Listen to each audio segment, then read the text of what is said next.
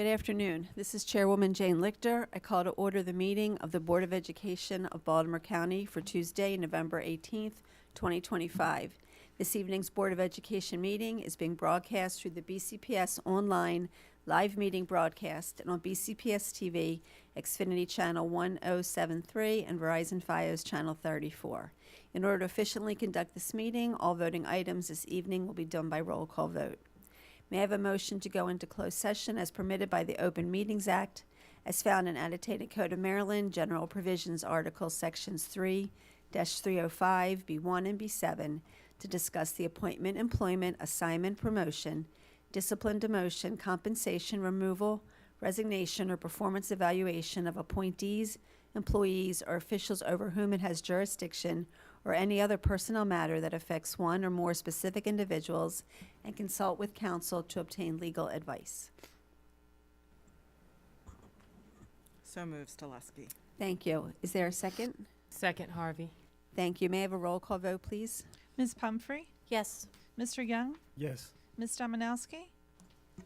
Ms. Henn? Yes. Ms. Frempong? Yes. Ms. Harvey? Yes. Ms. Ogumbe? Yes. Ms. Delusky? Yes. Dr. Savoy? Yes. Mr. McMillian? Ms. Lichter? Yes. Thank you. Thank you.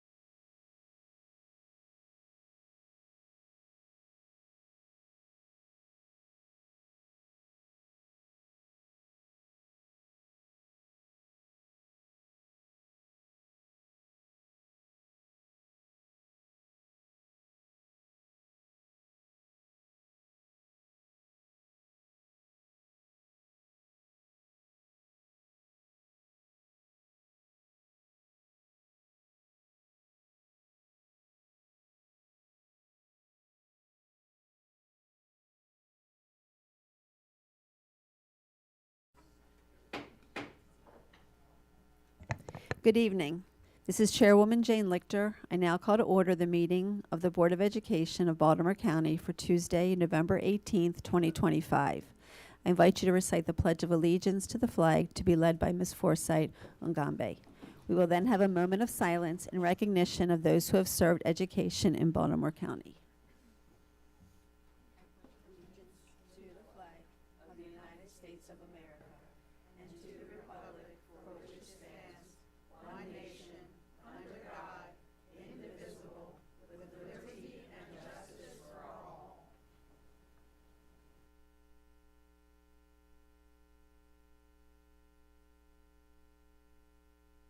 Thank you.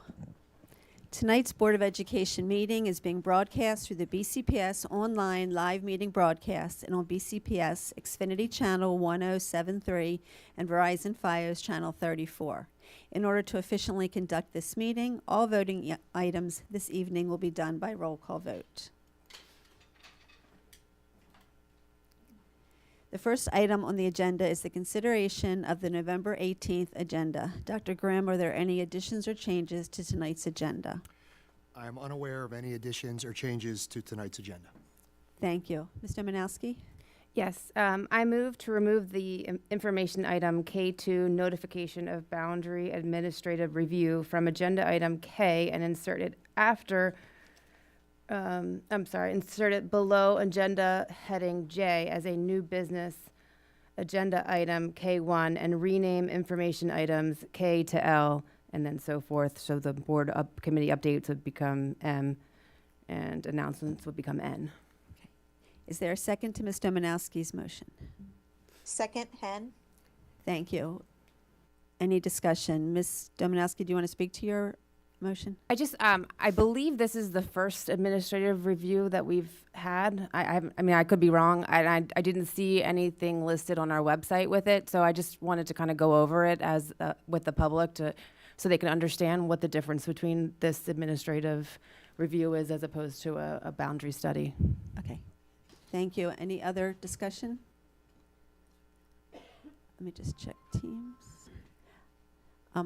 Ms. Hen? Yes, thank you, Madam Chair.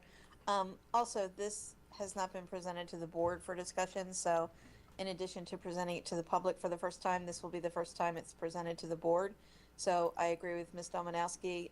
I believe an open discussion would be in everyone's best interest, which is why I'm supporting this motion. Thank you. Thank you. Ms. Pumphrey? Just a question, if anybody can answer. Is there a reason why it was put under information specifically and not open for comment, as far as agenda and planning goes? Not that I know of. I do believe we have done one of these last spring, but we can still certainly vote on. Okay, may I have a roll call vote, please, Ms. Gover? Ms. Pumphrey? Yes. Mr. Young? Yes. Ms. Dominowski? Yes. Ms. Hen? Yes. Ms. Frempong? Yes. Ms. Harvey? Yes. Ms. Ogumbe? Yes. Ms. Delusky? Yes. Dr. Savoy? Yes. Mr. McMillian? Yes. Ms. Lichter? Yes. Thank you. Yeah, motion passes. Thank you. The revised agenda is approved. Earlier this evening, the board met in closed session pursuant to the Open Meetings Act for the following reasons: to discuss the appointment, employment, assignment, promotion, discipline, demotion, compensation, removal, resignation, or performance evaluation of appointees, employees, or officials over whom it has jurisdiction, or any other personnel matter that affect one or more specific individuals, and consult with counsel to obtain legal advice. The closed session summary and the open session information summary can be found on board docs under this board meeting agenda date. The next item on the agenda is personnel matters, and for that I call on Mr. McCall.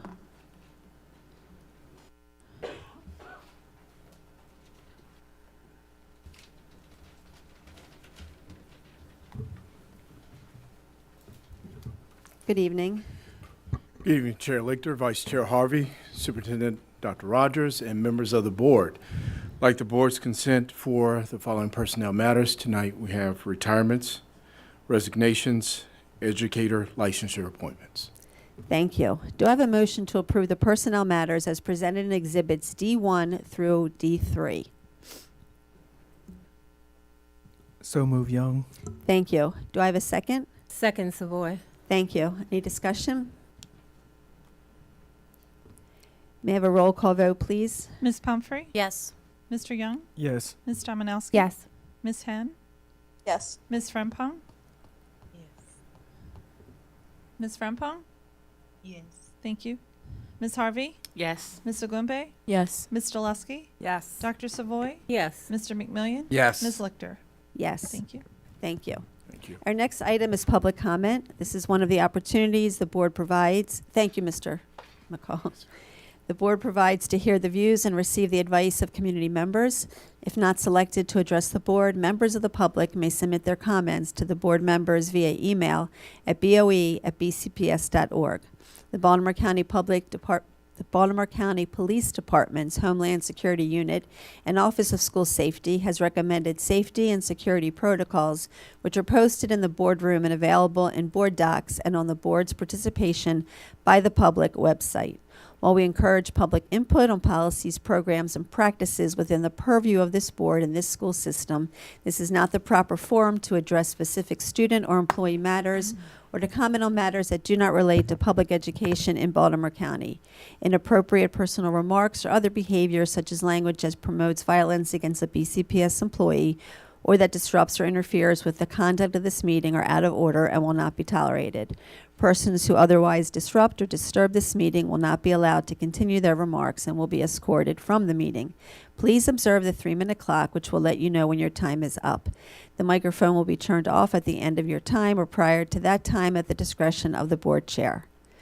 It's the practice of this board to allow elected officials to provide their comments to the board. First to speak is Delegate Cheryl Pastor. Delegate Pastor?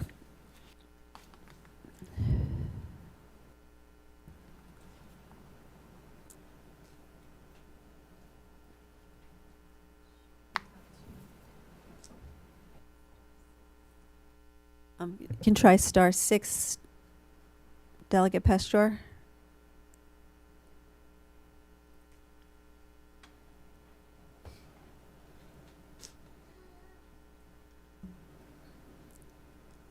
Are you able to hear me now? Yes, we are. Thank you. Good Okay, evening. thank you. It always helps when you take the mute. That does help. Okay, I want to thank you for allowing me this time. It's my understanding that you are tonight talking about the Northwest CTE programs. I looked at or know about the slides, some of the slides tonight. You will be seeing slides, and the slides I think will take you back to the last couple of years when the planning started. But I need you to understand that long before any of what you will see happen, the late Arnold Potler, who was a Baltimore County public school teacher, who had this as his vision, sort of gathered me up, mustered my mouth and energy, and we began a long trek that goes almost 2 decades of talking to county executives and superintendents trying to have this happen. Because we knew that in the Northwest, there was a vacuum in terms of what we were giving our students in terms of career technology programs. We looked around the county. We knew that every time we had an idea, the idea was fostered somewhere else, but not in the Northwest.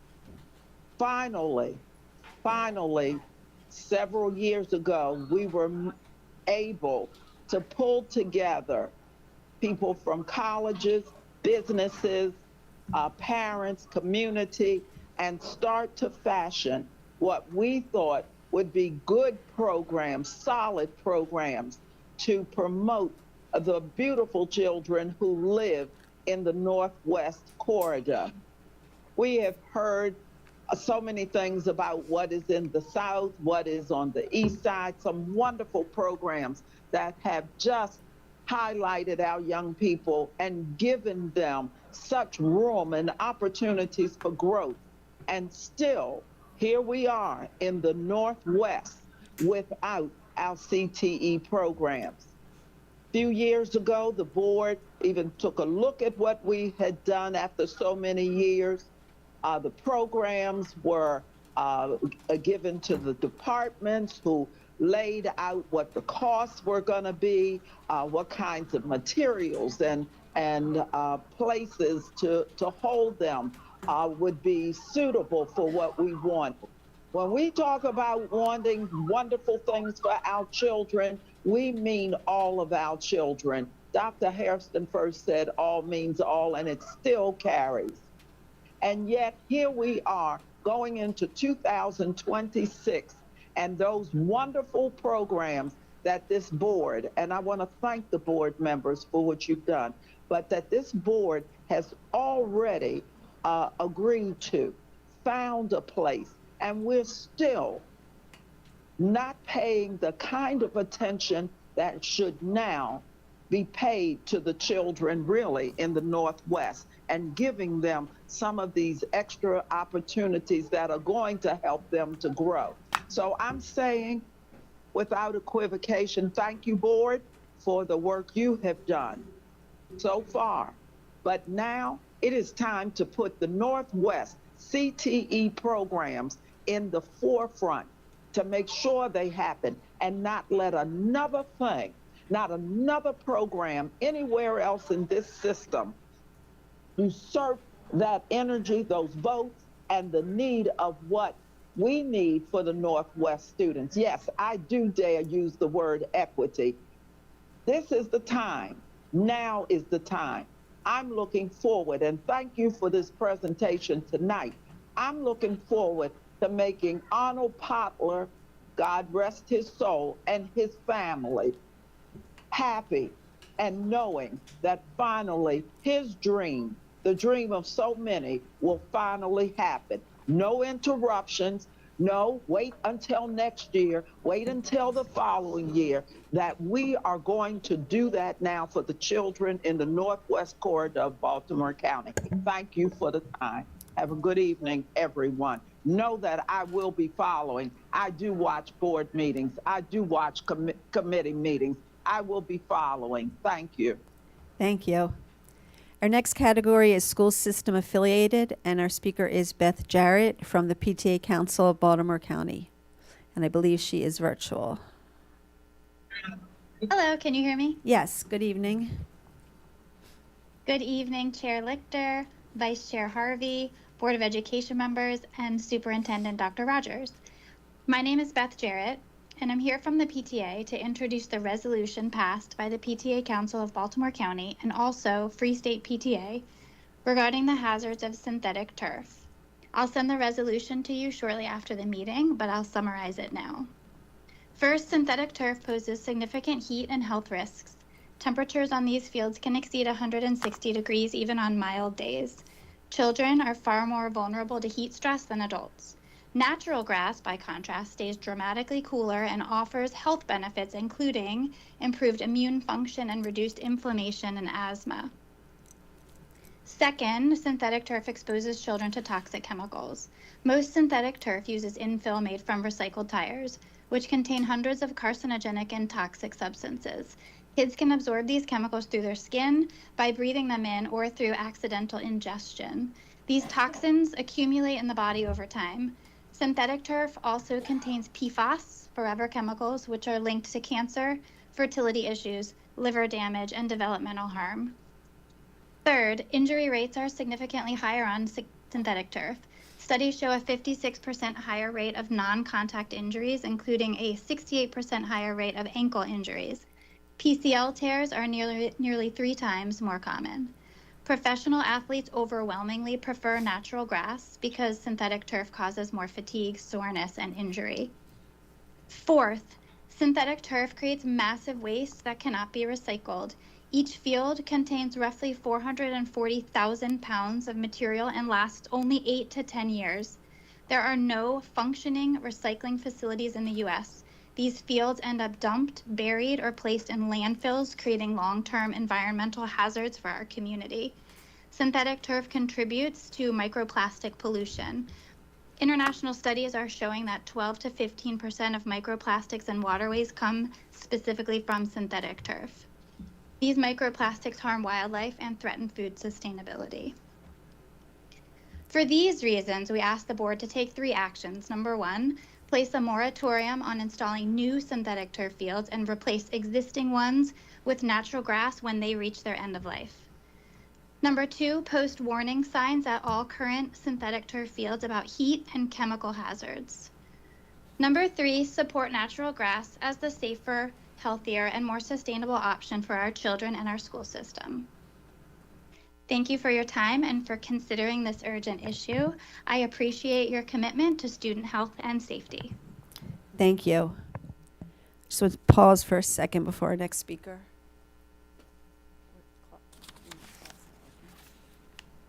Tracy, are you trying to? Okay. That's not working, but mine is working. Yours is working? Is the table working? No. Don't hear the beep. Okay. Our next speaker, our next category are unions, and our next speaker is Ms. Kelly Olds from TABCO.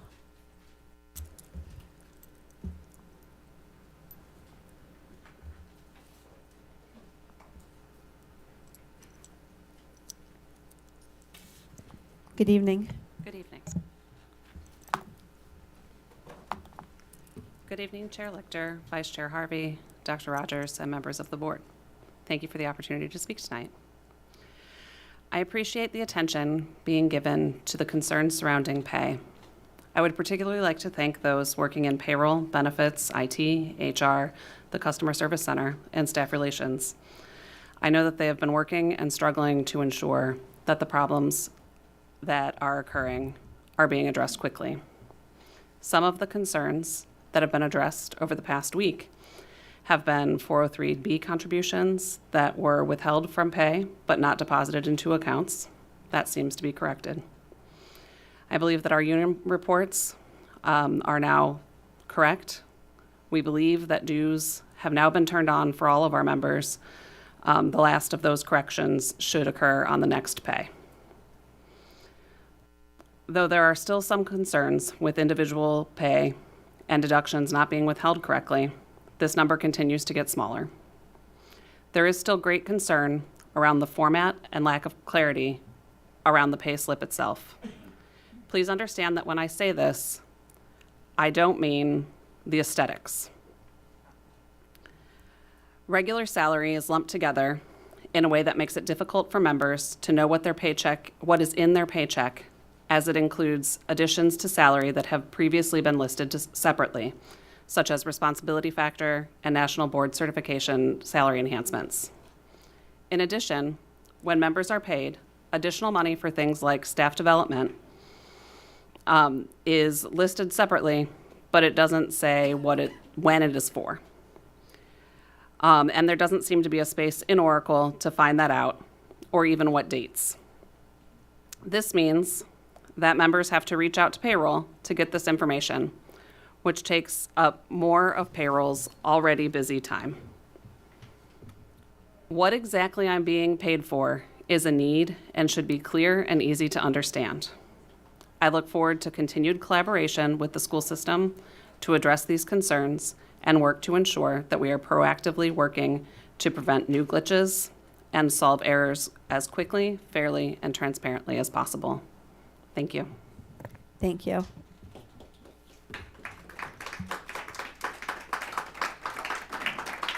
Our next category is individual citizens or students, and our first speaker is Ms. Sharon Serhoff.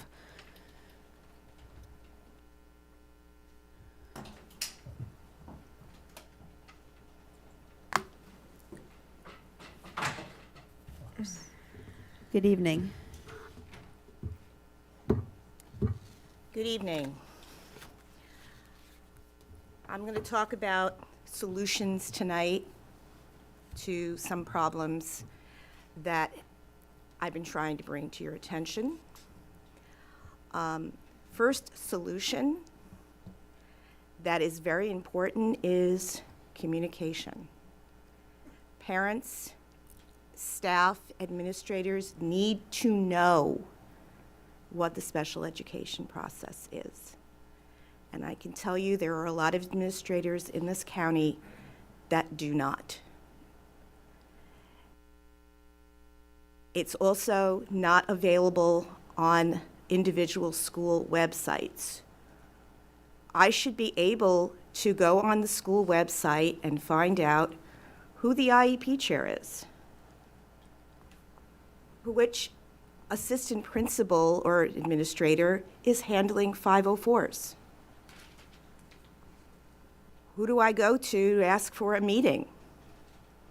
Is there a process to ask for a meeting? Is there a process to ask for assessments? My child is struggling. How many months should go by before I can get a meeting?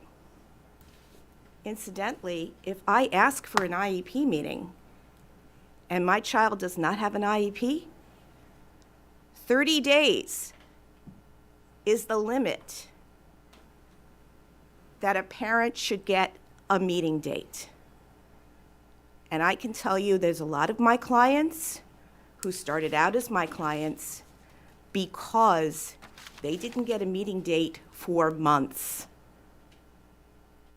not 30 days. That information should be available on every school website. So I can simply go and say to the IEP chair, I need an IEP meeting. If my child has an IEP, I definitely should know. And if I change schools, I shouldn't have to hunt for that information. And I can tell you again, that is something that is happening right now in second quarter of the school year, because I've had clients change schools and they've had to hunt.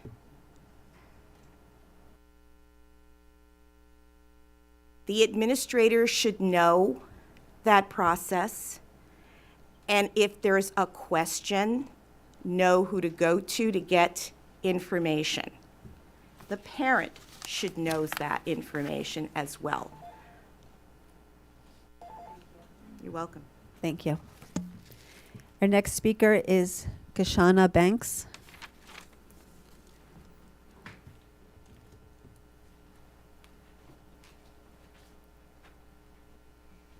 Good evening. Good evening. Sorry, can you hear me? Yes. Good evening. Chair Lichter, Vice Chair Harvey, Superintendent Rogers, and members of the board. My name is Kishana Banks, and I speak tonight as a Baltimore County community member, a BCPS graduate, class of 97, a BCPS parent with students enrolled, and as a BCPS employee, not in that capacity officially, but these are the roles that I have. I've experienced BCPS from multiple perspectives, and I care deeply about its stability and, moreover, its integrity. Although this has been previously addressed more specifically by President Olds, I'm here to address a system-wide concern related to the transition to the new Oracle payroll system. Since its rollout, there have been recurring payroll inaccuracies that affect pre-tax deductions, tax withholding, and application of negotiated increases. These concerns relate to the operations of the payroll system, not to any individual employee or specific personnel matter. For example, during this transition, I personally experienced significant discrepancies in my paycheck, and I share this only to put a face to an issue that others have also reported at the system-wide level, not to address my specific personnel matter. Additionally, under the new system, employees are no longer able to view pay slips in advance, which adds uncertainty and anxiety on payday. I want to focus on education, on teaching and supporting students, and I also want my children's teachers to be focusing on education and not their compensation. Payroll accuracy is a non-negotiable for any school system and any school system employee. I respectfully ask the board to prioritize system-wide improvements to payroll processes to ensure transparent communication and implement safeguards that support employees across BCPS and ultimately students. Thank you for your time. Thank you. You're welcome. Our next speaker is Caroline Stein.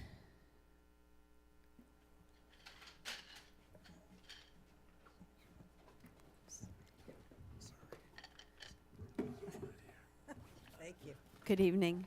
Good evening. Good evening, members of the board and Dr. Rogers. I've been a speech therapist for 20 years. Before that, I worked for 20 years as a healthcare administrator and an operations and compliance consultant. I share this so that you know that I understand staffing and compliance. Speech therapists have carried high caseloads over the past 2 years since contracts were canceled in August of '24. I started last school year with 92 students and currently have about 70. About a third of my caseload is nonverbal. Seeing 70 students twice a week is not mathematically possible without large groups, and in large groups, students don't make progress. We don't do much articulation and speech work anymore. Instead, we're trying to teach students to use and understand language, which is essential for students to make academic progress. Your therapists are not staffed appropriately, and the district is not in compliance with the services that you're required to provide per COMAR, because students are not always being seen.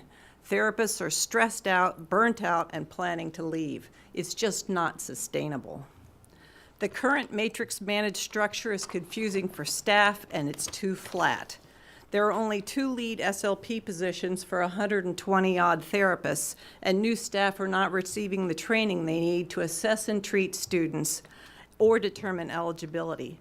Some SLPs don't even come from a school background. Some students who do not qualify end up with IEPs. One solution would be to pilot a speech therapy team with an experienced SLP, some virtual SLPs, and a new type of worker called an SLP assistant. So training, eligibility, and monitoring can actually be done, and we can leverage those deep skills over multiple workers. Staffing allocations are being determined by people who do not understand speech therapy and need to be resigned to include documentation and meeting time. The current hybrid system of in-person and virtual is creating inequity and resentment. These issues extend well beyond speech therapy and into special ed. Nonverbal autistic students are being placed into Gen Ed K from OGE 4, essentially as a form of rationing services since there's no program for kindergarten. These students are struggling, teachers are overwhelmed, and daily incidents of hitting, biting, and kicking are not being documented because everyone feels it's just part of their job. Overall, the biggest problem that we face is autocracy and fear. Staff are not being asked for input in a top-down system. People keep quiet about problems rather than risk the consequences of bringing it up. I have a lot more solutions, but I only have 3 minutes tonight.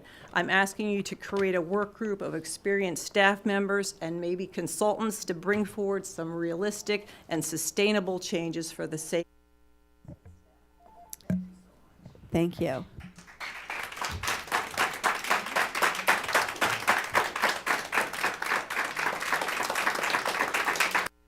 Thank you. Our next speaker is Yetunde Ormopoli. And I apologize. I know can you tell me what your name is? Yetunde Ormoloye. Thank you. You're welcome. Good evening, everyone. Good evening. Good evening, Dr. Rogers. Good evening, Chair Lightcher, Vice Chair Arvey, and members of the board. My name, again, is Yetunde Ormoloye. And this will be my first time joining the Board of Education meeting. I am a single parent whose 2 children went through the IEP program at Lutherville Laboratory. Through that journey, I have seen firsthand the transformative power of the programs and the resources that the Board of Education provides. I've been privileged to work alongside wonderful teachers, speech therapists, and staff who have provided my children with the support they needed to grow and succeed. Today, both of my children have successfully transitioned out of the IEP program and are now on 504 plans, which ensure that any barriers to their learning and success are removed. I have seen their tremendous growth, and I know what a difference these programs make. It is for this reason that I stand here tonight advocating for students like those in the SEL program at Lauderfield Laboratory. Many of these children have faced extraordinary challenges, such as being marginalized out of their home schools, experiencing trauma, or living in residential programs like the St. Vincent Villa. These students deserve access to a high-quality SEL program where they can feel safe, loved, and supported, and also empowered to thrive and to succeed. The Lauderville Lab SEL program has grown steadily, currently serving 28 students, with more students anticipated. Teachers are planning across multiple grade levels, also managing complex caseloads and working extended hours in and out of school to ensure student safety, connection, and academic growth. Paraeducators, we know, are invaluable, but they can never replace the place that a certified teacher whose skills and expertise are critical to the SES program quality, the safety of our students, and its long-term success. I respectfully ask this evening that the board reinstates the fourth teacher or assign an additional qualified teacher, and to explore establishing a second SEL program in the central region to meet the needs of our growing student population. Please be reminded that posterity will judge each of us for the choices we make today.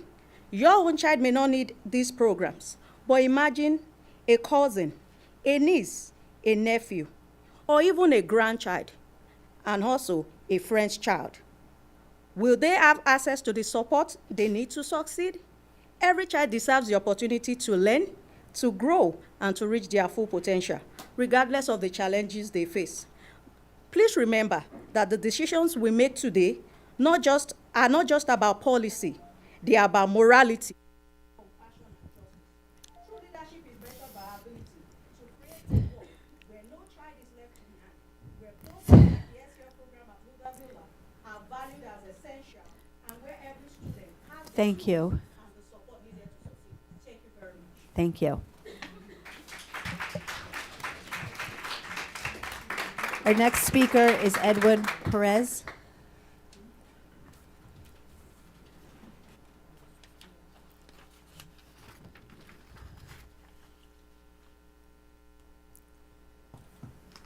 Good evening. Good evening, everyone.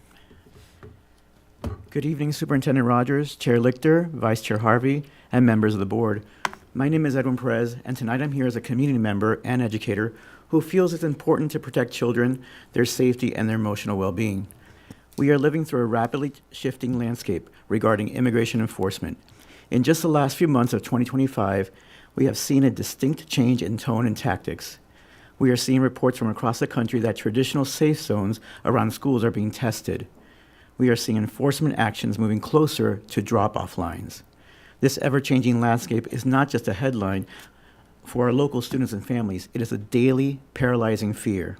When a child fears that their parents might not be there, they cannot focus on school or their learning. This fear can potentially impact their overall education, mental health, and learning outcomes. I'm asking the board today to move from a position of compliance to a position of proactive planning. Beyond the existing guidance, we cannot wait for an incident to occur to then decide how we will handle it. We do not need to reinvent the wheel. We simply need to look at the districts that are currently on the front lines of this and adopt their best practices. We can achieve this by implementing rapid response protocols where an immediate change in communication in collaboration with existing community partners like CAPSI and Comité Latino de Baltimore goes into effect to warn families so they can make safe arrangements. We can also proactively educate staff by providing a level of specificity on immigration guidance and advocacy in our educators' professional development. BCPS has shown it can be a leader in equity, and that it has been firm in its support of the needs of immigrant students. But in this new climate, equity means protection. I'm asking the board to continue to be proactive and review current policies and protocols to strengthen existing protections. In closing, we need clear reassurance for our students and family that says, we have a plan, we are watching, and you are safe here. Tenemos un plan, estamos atentos, y aquí están a salvo. Let's plan ahead so our students don't have to live in fear. Thank you. Thank you. Next is public comment on Board Policy 1260, School Volunteers, and our first speaker is Dr. Ferrone.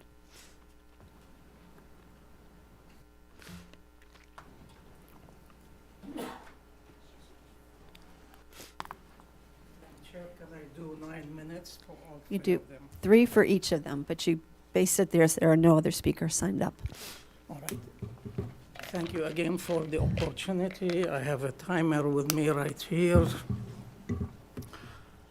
Policy 1260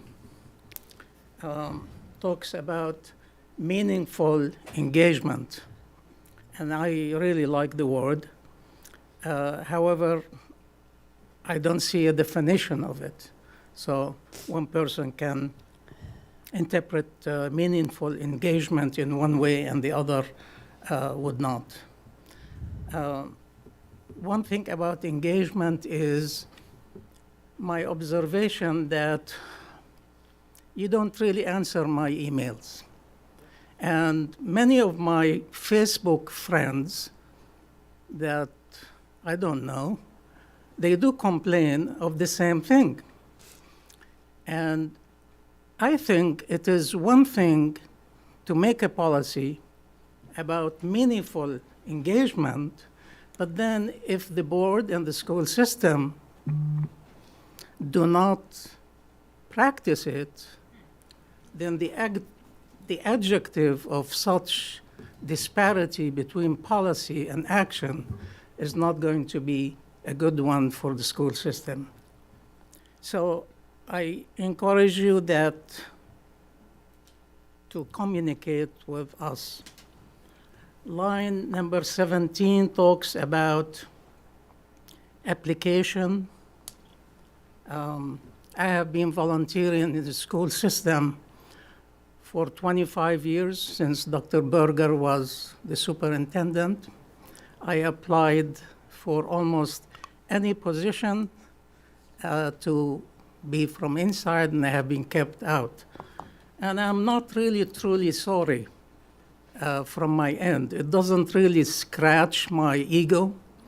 But here you have a citizen, triple boarded, practicing physician, dedicated for educational system for no financial benefit or any benefit except advocating a better school system. And I have been shut out each time, including the last superintendent advisory group. So I would like you to consider that. Policy 4102, line 8 and 9 talks about sexual harassment. Excuse me 1 second. Okay, you're finished with comments for 1260, correct? Yes, I The next finished policy. 3 minutes. The next policy is 4102, and that's sexual harassment. So it talks about sexual harassment. However, it doesn't really talk about other harassments. So sexual harassment is only one kind. I have been harassed in this place, ejected out one time. I have been called on the police department one time, long time ago, just for exercising free speech. And I see quite a bit difference between the policy and the application. In another line, the policy talks about the definition of substantially disrupts the school. The definition is not really there in the policy. So my concern is it's an elastic word that can be abused and misused against a well-meaning teacher or a volunteer like myself. As far as sexual harassment is, the policy does not cover sexual harassment done outside. So for me, if an employee committed sexual harassment outside, it is vital for the school system to do something important about it and not really do anything about it, because the person who would do it outside can do it inside. I think I finished 5 minutes. I have 1 minute more on the second policy. Line 19 to 37 talks about definitions. 4 definitions. The first one is about board-owned, controlled, or leased property and other things.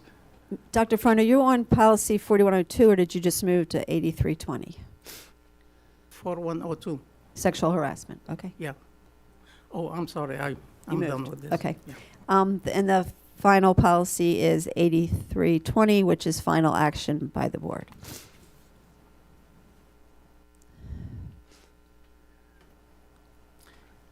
Line number 7 and 9 talks about will follow legal regularity and parliamentary standards. To me, that's a legal word. I basically ask you to consider translating it for people who are not lawyers. Line 13 talks about final action of the board shall be taken at a public meeting, the minutes with which is done. So on that, I really beg you to be more transparent. And I heard board members, I heard Ms. Harvey most recently talks about the future board would be more transparent. I think it needs to be clear. Transparency is important.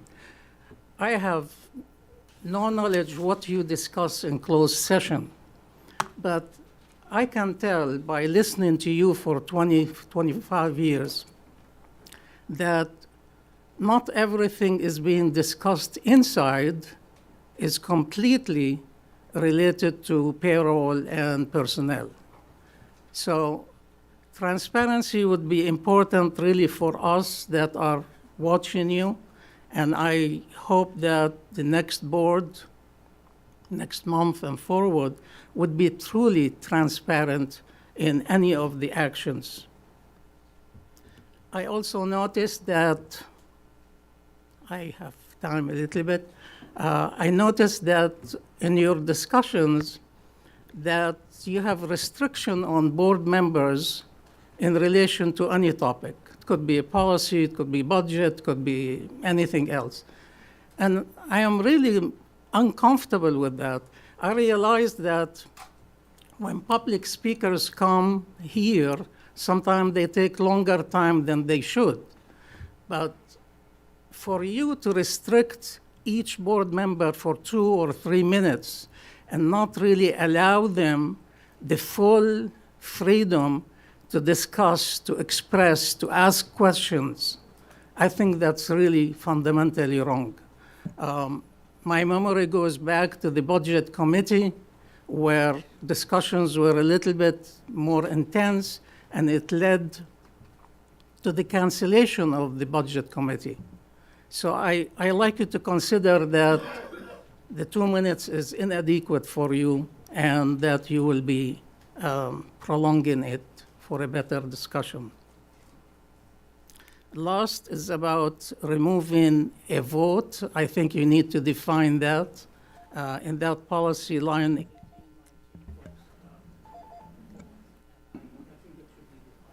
Thank you. It's less than 9 minutes, Madam. The next item on the agenda is action taken in closed session, and for that I call on Mr. Burns.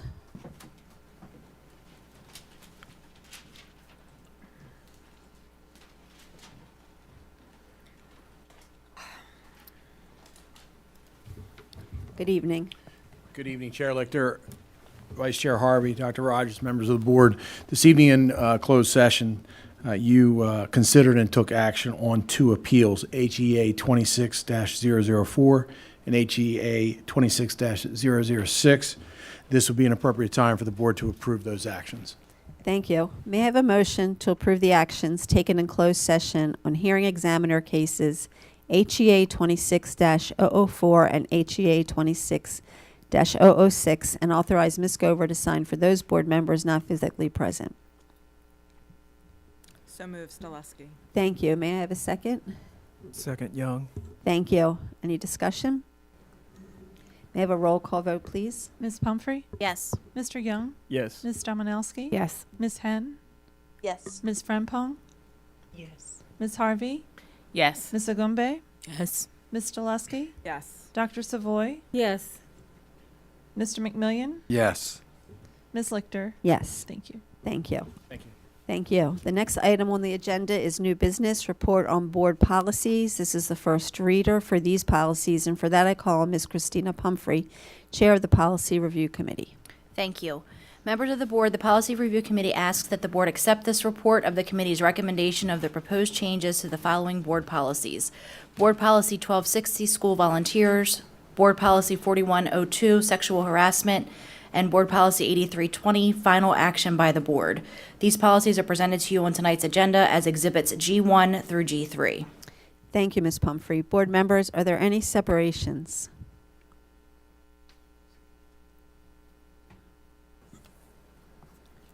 Okay. May I have a motion to accept the recommendation? Oh, I'm sorry, Ms. Teleski? I did have comments on each of them, so I don't know if you prefer to separate them. But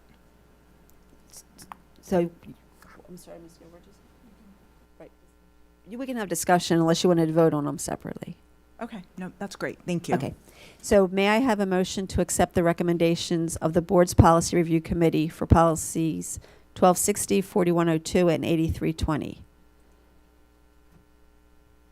So moved, Harvey. No second is needed since the recommendation comes from the committee. Is there any discussion? Ms. Stoleski. Okay, so for, I'll start with policy 1260. Thank you. Okay, so I know that there was feedback about defining meaningful engagement. So that might be something helpful that we do. And then in response to those in the public that have expressed concern about not getting a response from emails, it might be worthwhile to add to that specific section that emails will be replied to by an appropriate staff member, which is our protocol. Thank you. Ms. Pumphrey? I understand the concern about emails, however, I'm not sure it fits under this volunteers. My understanding about response to emails was in general and not specifically to volunteerism, unless, please correct me if I misheard that. Ms. Teleski, do you want to respond? Or I mean, that's right. I mean, of course, this is specifically with school volunteers. So, but I just wanted to respond to that public sentiment. Thank you. Is there any further discussion? Let me just check Teams real fast. Okay. May I have a roll call vote, please? Ms. Pumphrey? Yes. Mr. Young? Yes. Ms. Dominowski? Yes. Ms. Henn? Yes. Ms. Frempong? Yes. Ms. Harvey? Yes. Ms. Agumbe? Yes. Ms. Stoleski? Abstain. Dr. Savoy? Yes. Mr. McMillian? Yes. Ms. Lichter? Yes. Thank you. Thank you.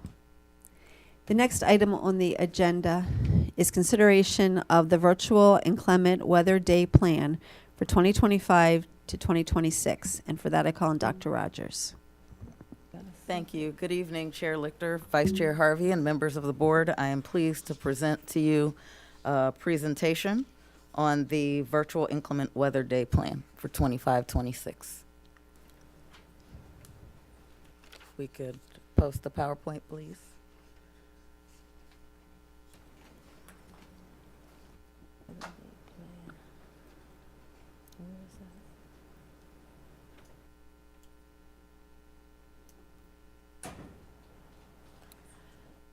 As you know, BCPS has engaged with the community regarding virtual inclement weather day plans since 2021. There are really two choices when it comes to virtual inclement weather day plans. Originally, this was governed by the state of Maryland. After legislative session, that moved forward where MSDE is no longer providing guidance. There are state directions that local Board of Educations have to implement. The two choices are to either lengthen the school year as a result of inclement weather days or implement virtual inclement weather days. On this slide, you see our webpage that's found on the BCPS website with our instruction and information for families, as well as our plan for the 24-25 school year and our approved plan from the state of Maryland. The Annotated Code of Maryland now requires the following.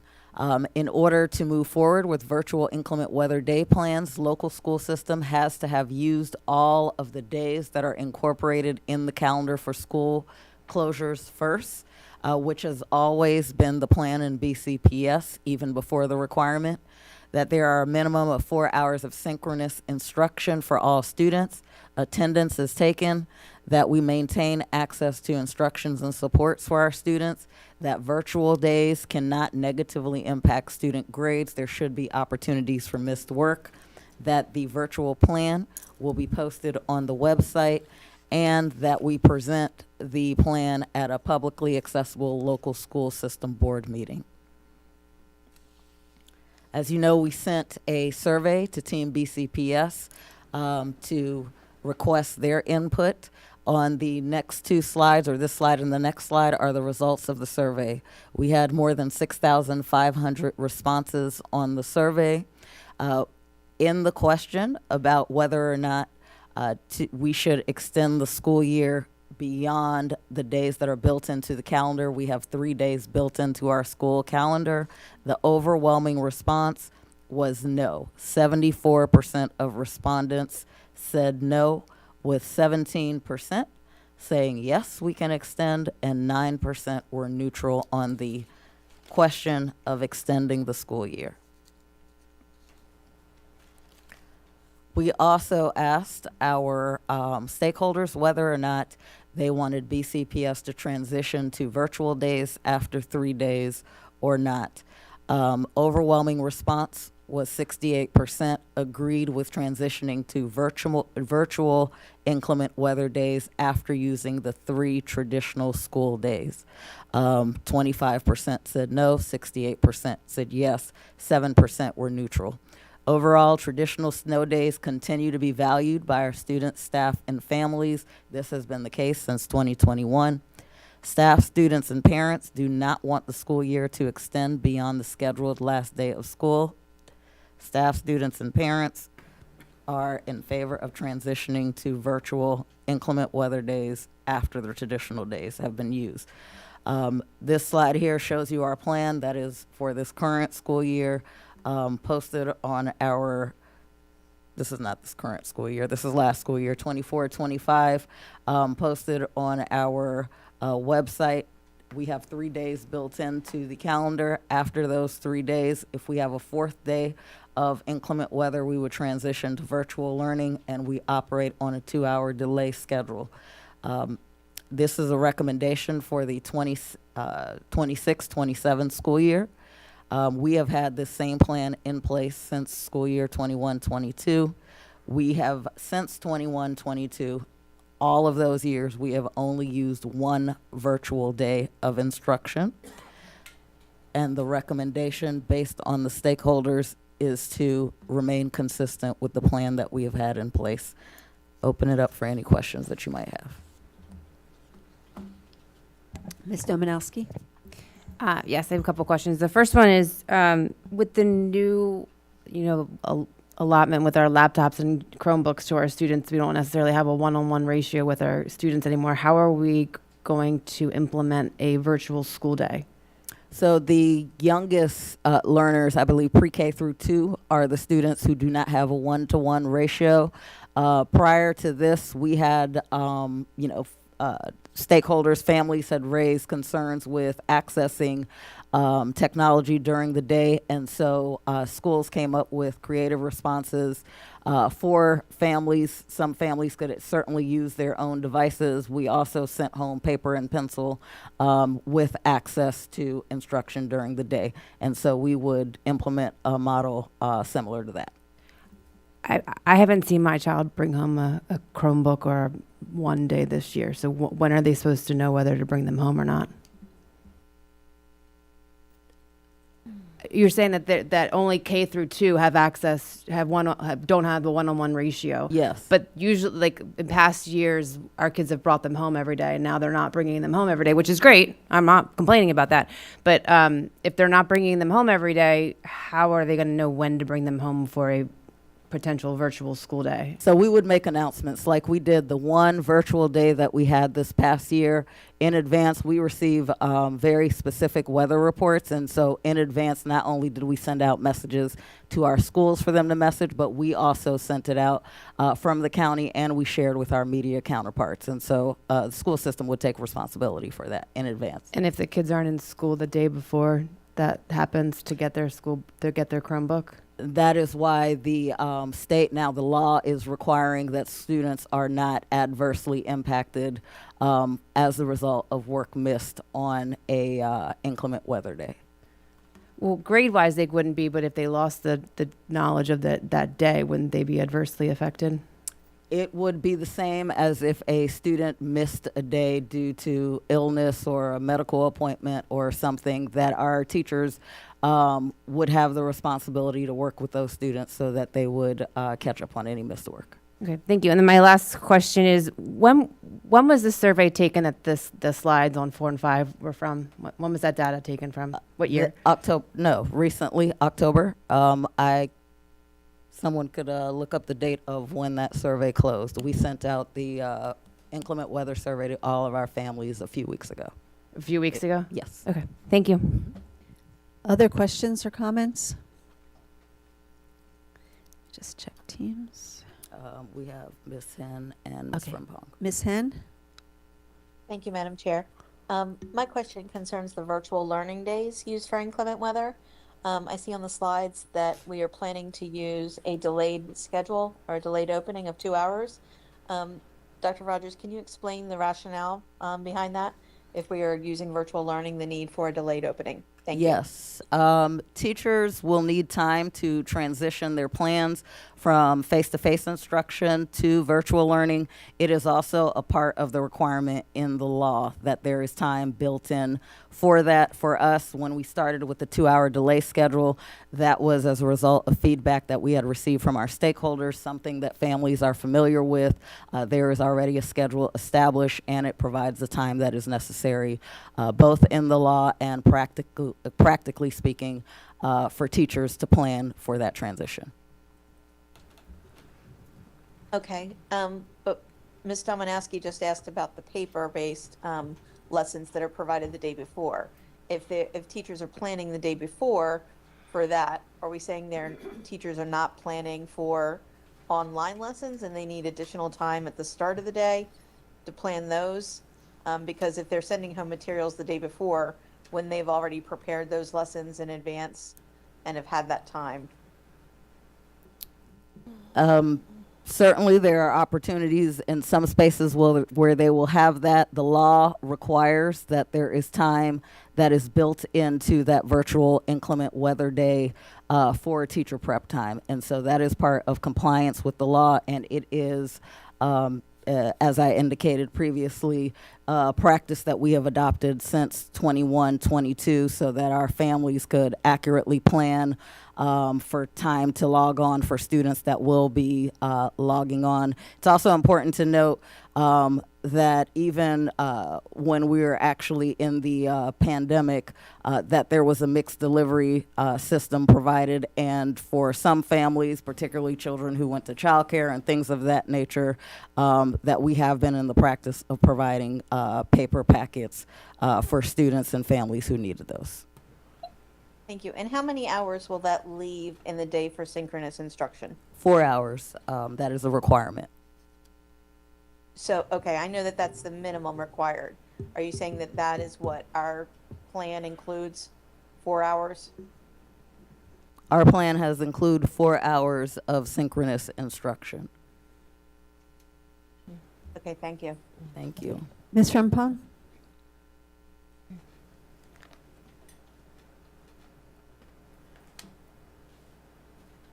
Thank you. My question is about the number of days. So I see that it's days 1 through 3. It's a traditional inclement weather days. And then the survey was done asking, I guess, about the difference between the transition to virtual after 3 days. Can you give us some background or rationale why it's 3 days? Did we have the opportunity to look at doing maybe 1 or 2 days? Was there some requirement to do 3 days? Why did we choose the 3 days if it's not a requirement, and what's that rationale? Thank you. Thank you for that. So when we started this in 21-22, our families, we had a more extensive survey. Our families indicated that they really valued traditional snow days. The question from the beginning for us as a school system was whether or not what we should do beyond the days that are built into the calendar. Now the law requires for all 24 school systems that you have to use the days that are built into your school calendar first for inclement weather, and then you can transition to virtual.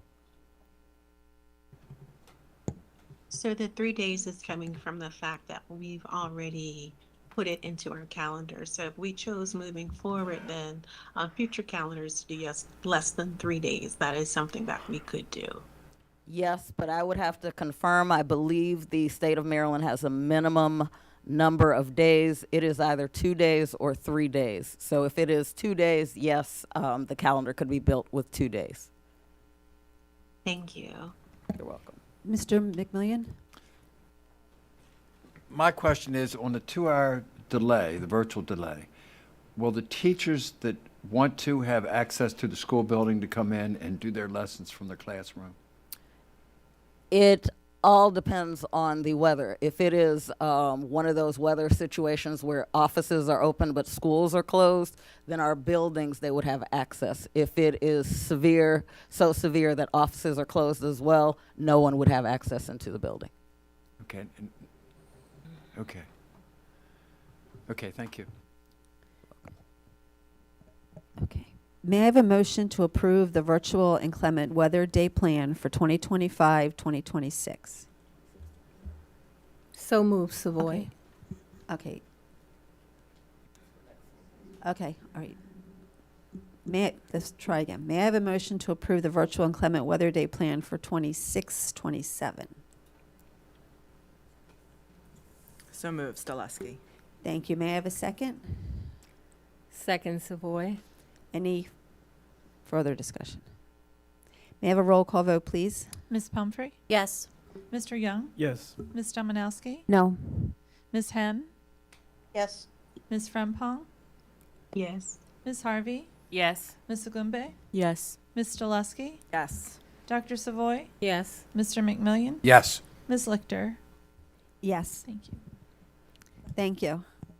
Next item on the agenda is the report on multilingual learners, and for that I call on Dr. Elmendorf and Ms. Blattner. And Dr. Mullenix.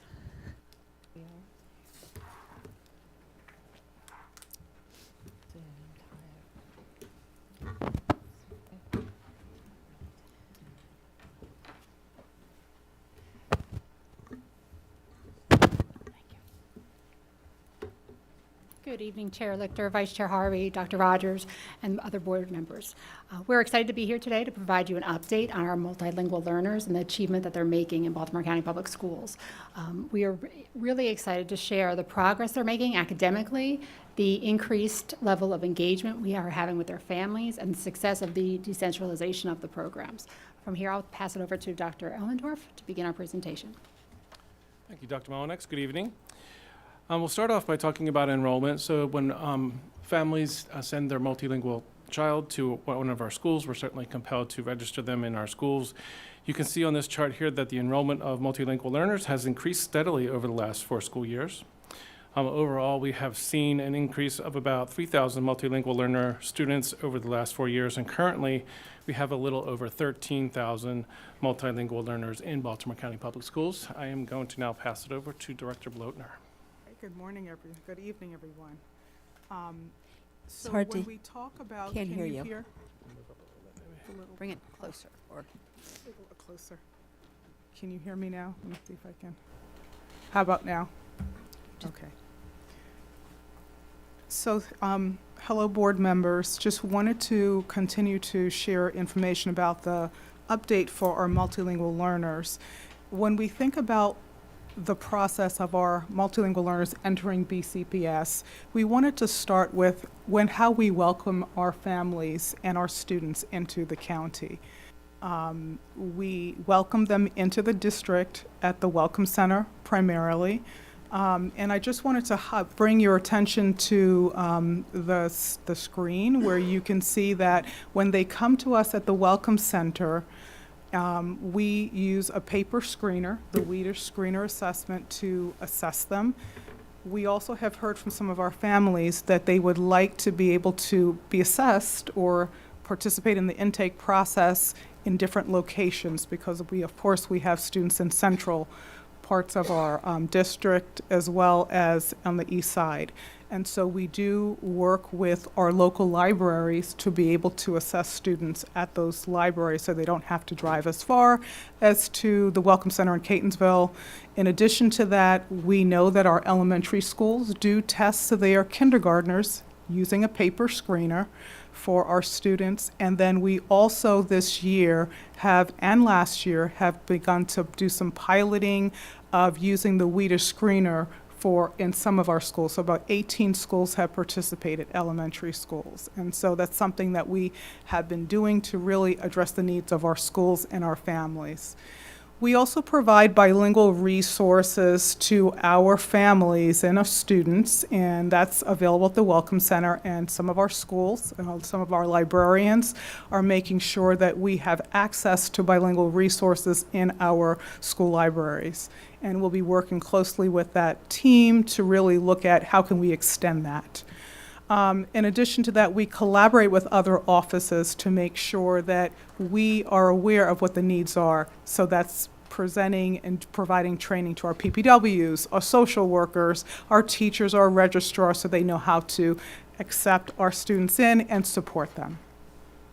And then last but not least is just working with DRAA on our data. Take a moment to look at the data on the screen. I wanted you to kind of get a sense of what has happened as far as the enrollment of our multilingual learners over the last couple years. And you can see that we've had a lot of students continue to come in at the elementary level. We have seen a slight decrease at the Welcome Center, and we've also seen a decrease at the high school level. And so those are some things that we've noticed. So if we can go to the next slide. So one of the things as we talk about supports for our multilingual learners, we really have been very strategic about the way we're providing resources to schools. And that begins with looking at staffing. As you know, we have decentralized our ESOL centers. We had 5 high school ESOL centers and 4 middle school centers. And so as a result, our students are now receiving instruction in their home schools, and ELD staffing is based on levels of proficiency. In addition to, we look at Title I schools, and so that will inform how we're providing staffing to schools. So that's just something to keep in mind. You are well aware that we've done a lot of work over the course of this year to provide resources for our multilingual learners and ensuring that those resources are aligned to the grade level curriculum. So in K through 5, that is alignment to HMH into reading. And for grades 6 through 12, again, we just recently adopted those resources, which is the Vista Higher Learning, to ensure that we have the alignment to the ELA Common Core Standards or the Maryland College and Career Readiness Standards. And then in addition to that, we are really focused on how can we support and make sure our parents are accessing all of the programs and opportunities in schools, and so that means language services. You've heard of Talking Points. That is a wonderful tool that provides a lot of opportunities for families and teachers to engage with each other. Teachers can communicate in English. The families receive it in the target language. The families can communicate in Spanish or Russian or Arabic, and then they're able to receive messages in their home language. So it's really important for them. We have Language Line. We also have interpreters that are in place. And our communication team has done a lot of work to ensure that the system level communication that goes out to our families is also available in the top 5 languages. So just to highlight some of the supports that are currently in place and some of the changes and upgrades that we've put in place for our students and families. Thank you, Ms. Blotner. This table shows the percentage of ML students who have been able to exit the English language development program for each of the last 2 years. As you can see, the percentage of students exiting has increased from school year 23 to 24 to school year 24-25, with the highest percentage of exits in the middle school level.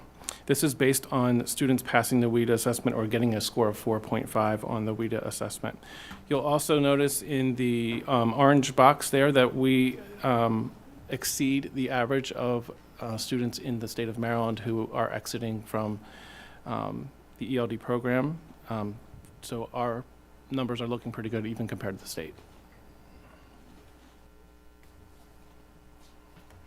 Okay, so just to add on some additional information about our language services, and I'll be brief, you can see that there are 3 main areas where we provide these language services: Talking Points, which I mentioned earlier, our interpreters. Many times they're supporting our special education meetings when we're having an IEP discussion or we're engaging child find, infants and toddlers. We need to make sure that our families fully understand what is being discussed, and that's how our interpreters are involved, as well as other required meetings and other meetings at schools like family events. We also have the Language Line, and take a moment to look at the screen to see the amount of services that are being provided. Our families are really using the Talking Point resource. It's really opened the door when we've looked at data internally in our dashboards to see that some of our families are communicating with our teachers more than some of our teachers are communicating. They're almost level now, when typically you'll see teachers sending information. It's really powerful. And you can see that our schools are using our interpreters.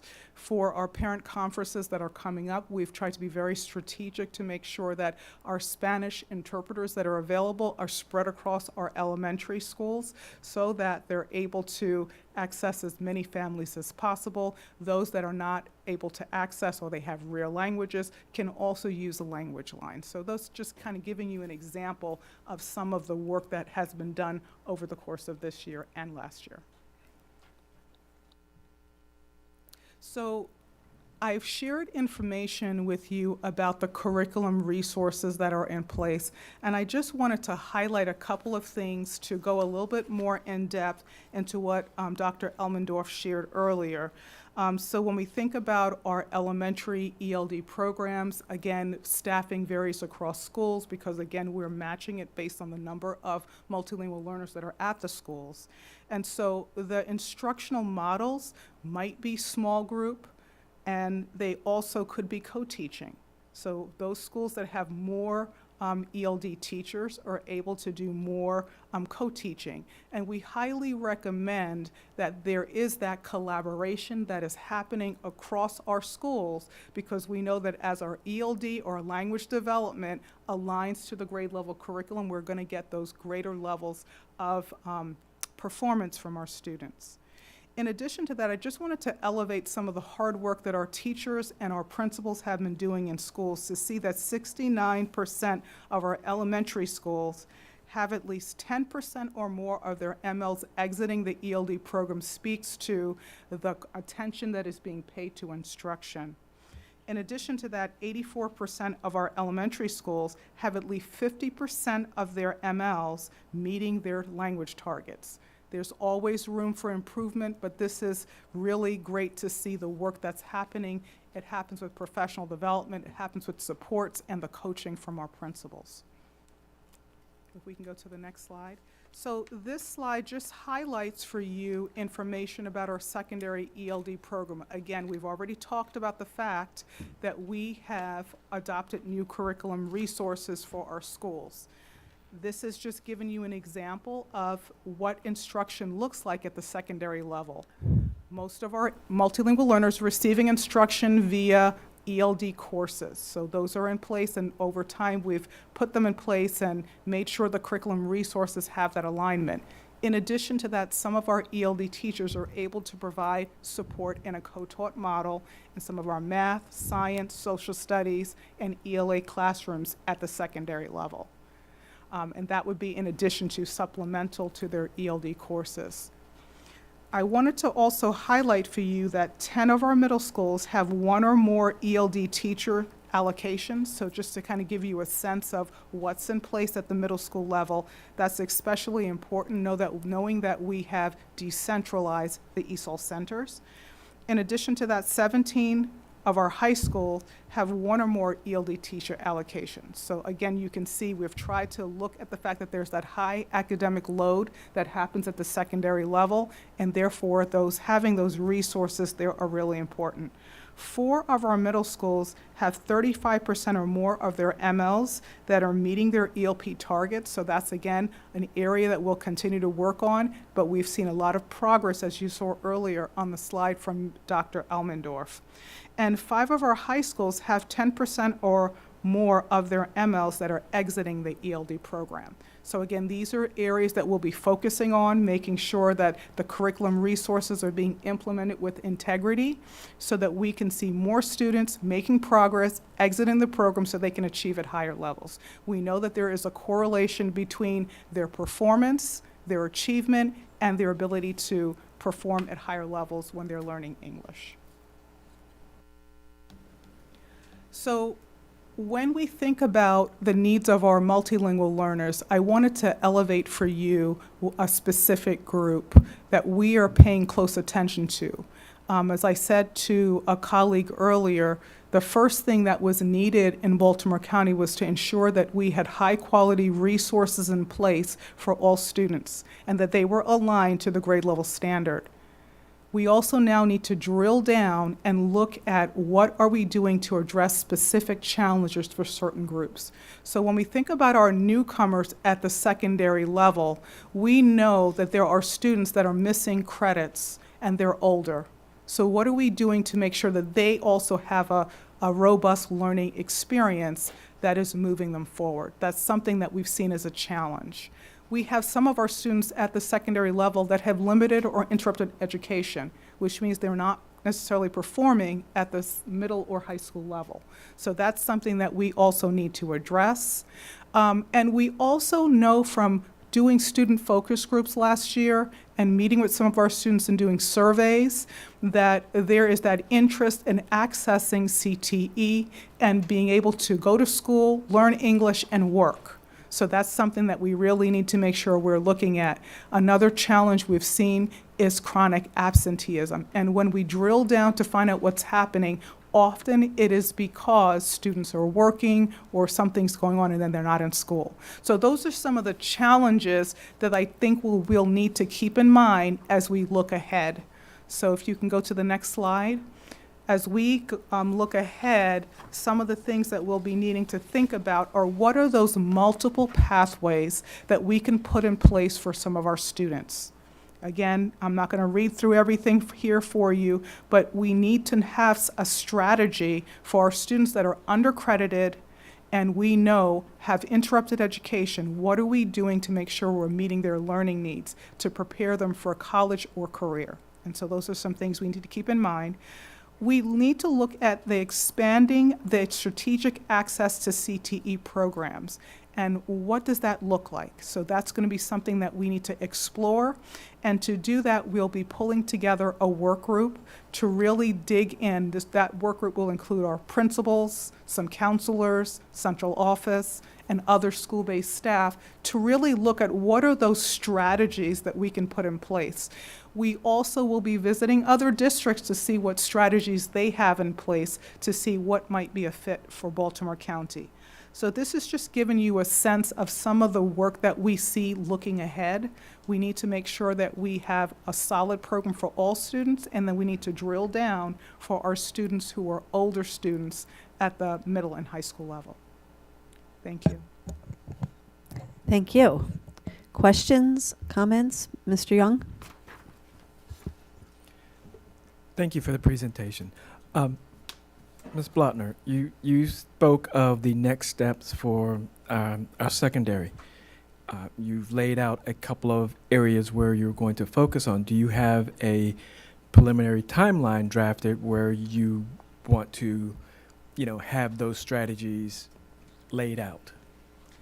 Good question. We have recently, under the leadership of Dr. Mullinex and Dr. Elmendorf, laid out a project plan.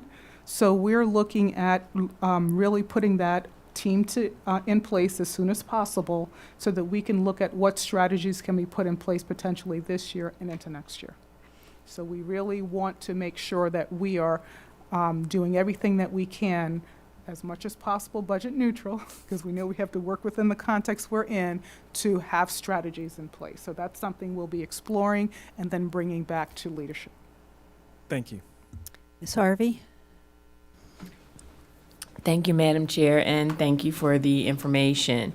My question is around the 18-year-old plus students and those that are undercredited. Is there a role that community schools are playing in this process, or is there a plan for community schools to have a role in maybe being a resource for this particular population of students? Great question. Thank you. Thank you, Ms. Harvey. Yes, there is. Obviously, we have a lot of partnerships that we're going to be looking at, CCBC, some of our Job Corps partners, and also CTE, as well as the community schools. So looking at how we can utilize community school funds to leverage some of those partnerships. Thank you. Ms. Frempong? Thank you. My first question is thank you for the information. My first question is from slide 5, where it talks about the exit trend data. So kudos on the increase across BCPS and the 3 different levels. What is required, or what does that mean when a student is actually able to exit the ELD program? Okay, so a student exits the ELD program when they meet the criteria of a 4.5 overall proficiency level on the WIDA assessment. So when a student meets that criteria, that is when they would exit the program. And we monitor that data because that's a very important data point to say, are we growing the program because we're not exiting students, or are we growing the program because we're getting new students? So we always monitor that data point and the one from the state, which is our ELP target indicators. That means that students are progressing towards proficiency. Okay, and so thank you. And so we've seen in previous board meetings data results from the testing with MISA and MCAP.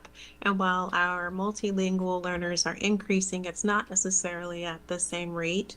And so do we have any information about the supports that we're doing specifically as well to help our multilingual students with their standardized testing? And then another question would be, for students who have exited, do we see a difference in their standardized testing between students who were previously considered to be part of the program versus students who have exited the program? I can speak to the first part of that question with regards to the strategies that we're putting in place. That is the reason for the importance of aligning the curriculum we have with the standards, because once those curriculums are aligned, then obviously we're setting students up for success on what's expected at each of those grade levels.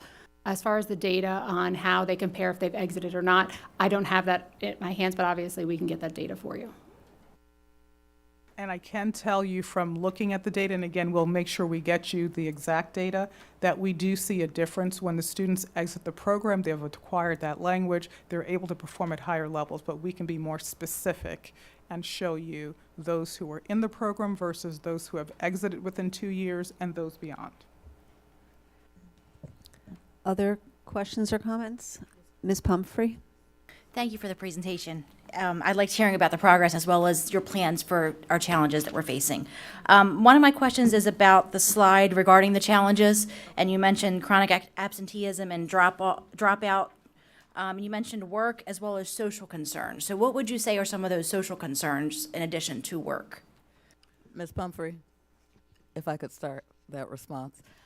Thank you for raising that one, because the challenges slide is one that we wanted to include because we've seen a difference this past year with where we were historically. Historically, we've had some challenges, particularly with multilingual learners. And when we look at 5-year cohorts of students and graduation rates, the way that we address students who drop out as a part of the cohort is you have assistant principals, you have people personnel workers, counselors, teachers who engage in outreach, and typically that is enough to bring a student back. What we saw that was different in the 24-25 school year is no matter the level of outreach, and we even had outreach extending into the entire summer that included executive directors. I went to all of our sites to meet with students, is that there were some students that we simply could not recapture this year.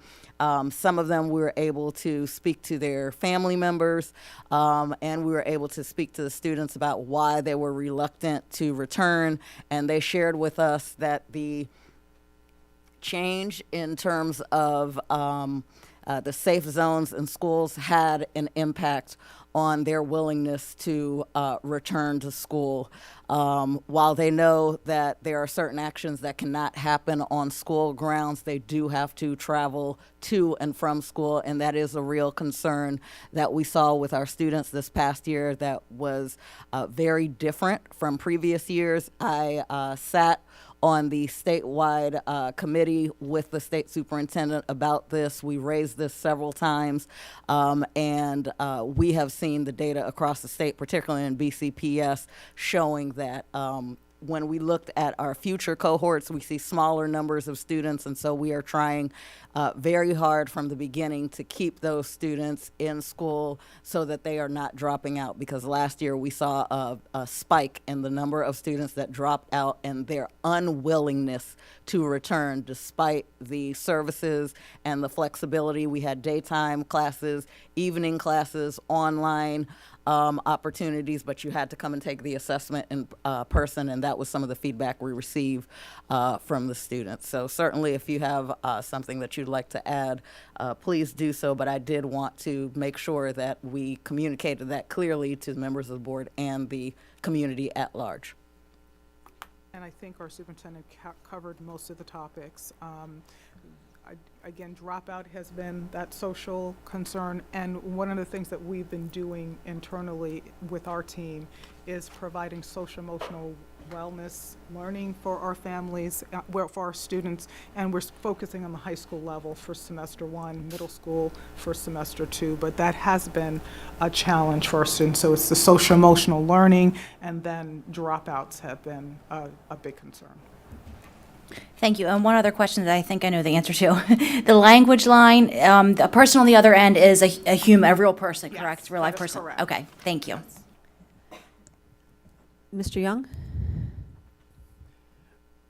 On your challenges slide, you have the older, the 18 plus.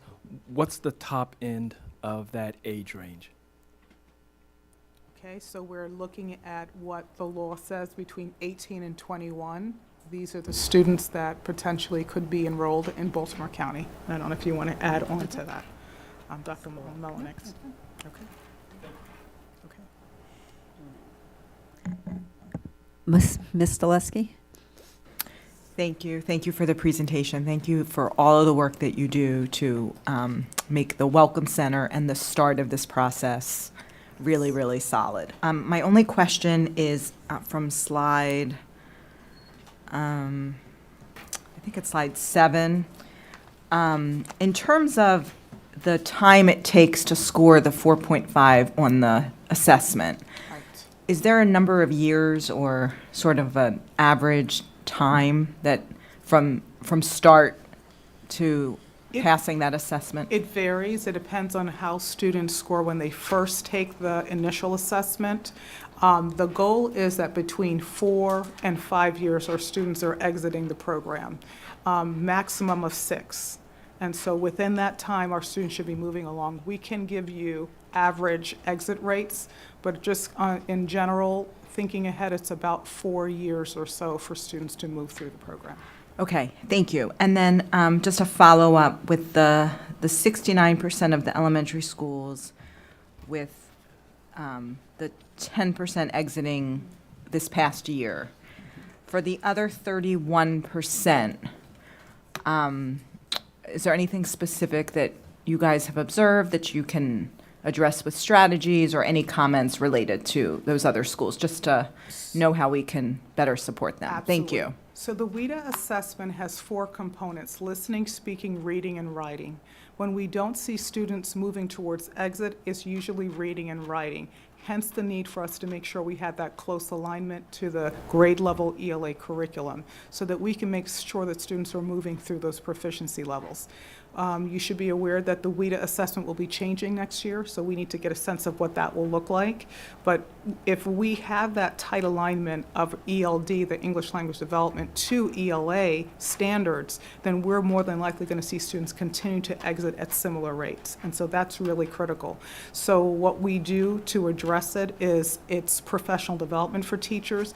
It's helping our ELD teachers understand the ELA standards, so they understand they have their Common Core companions that they need to understand so they can unpack the language of the standard. And then it's also helping our content teachers understand what language should they be reinforcing. So it really needs to be a collaborative approach. So one of the things that we've been really focusing in on is co-teaching, professional development around that. I know that special education does that as well, but that's really important for our multilingual learners too. Thank you very much. Mr. McMillian? Real quickly, you mentioned in Mr. Lusky's answer that 4 or 5 years is the ideal or the goal. Right. And then you mentioned 6 years Right. as a max. Can some students time out of this? That's a great question. If a student does not meet the 4.5 cut score, they remain in the program. That's why we're paying close attention to what are we doing and how are students moving. We work with our teachers to analyze their data. We have quarterly assessments that are in place at the secondary level, and there are lots of formative assessments at the elementary level, so the teachers need to monitor that, because otherwise a student could stay in the program for a long time. And that's been a concern, I know, in Baltimore County. Thank you. When you look at the data. Okay, thank you so much for that presentation and your responses to all of our questions. And Dr. Mullinex, don't move, because the next item on the agenda is the report on the Northwest Career and Technical Education Center, and for that I call on Dr. Grimm and Dr. Mullinex.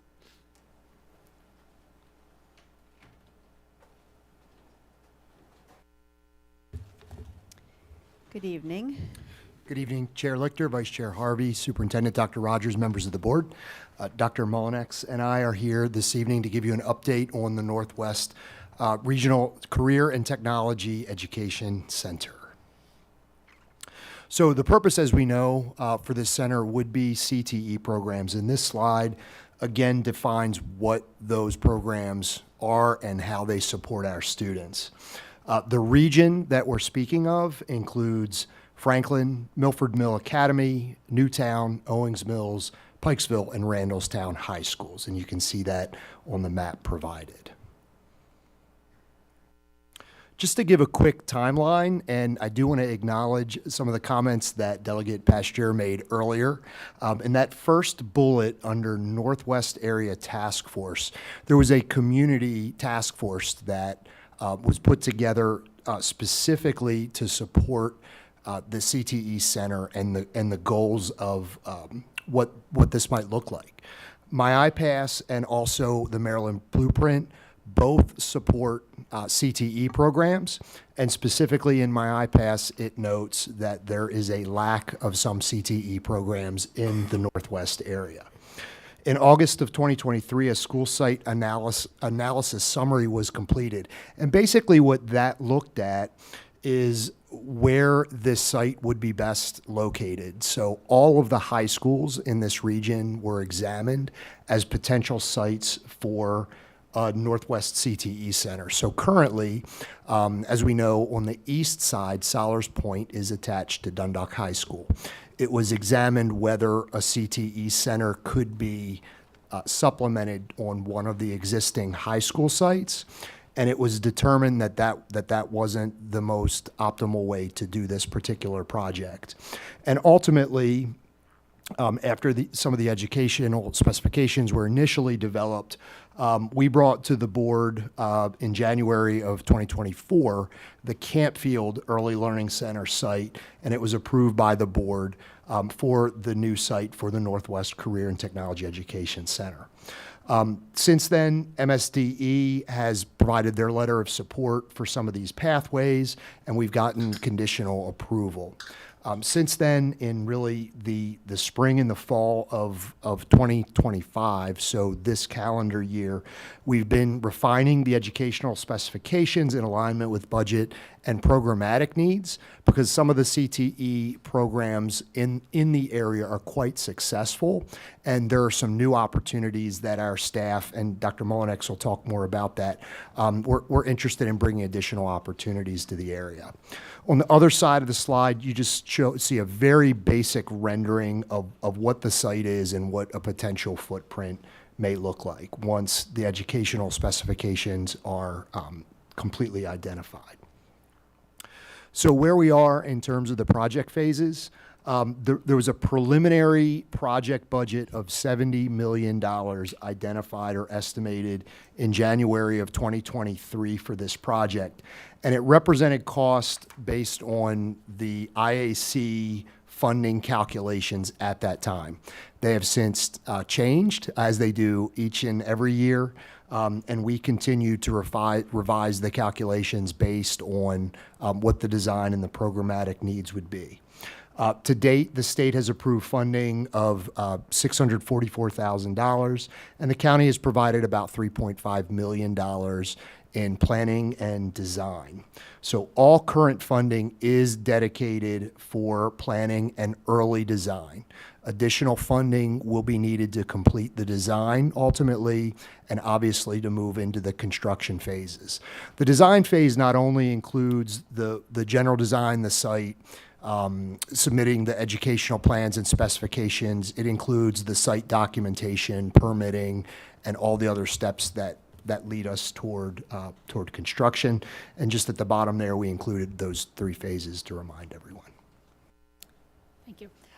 When thinking about the programs that would go into the CTE program, one of the things we wanted to make sure is that we did not interrupt any programs that were currently sitting in high schools that obviously are meeting with great success. So we identified, you'll notice the first 2 columns that are identifying some programs that already exist in Baltimore County Public Schools, but not in the high schools. We wouldn't be taking them out, they would be new.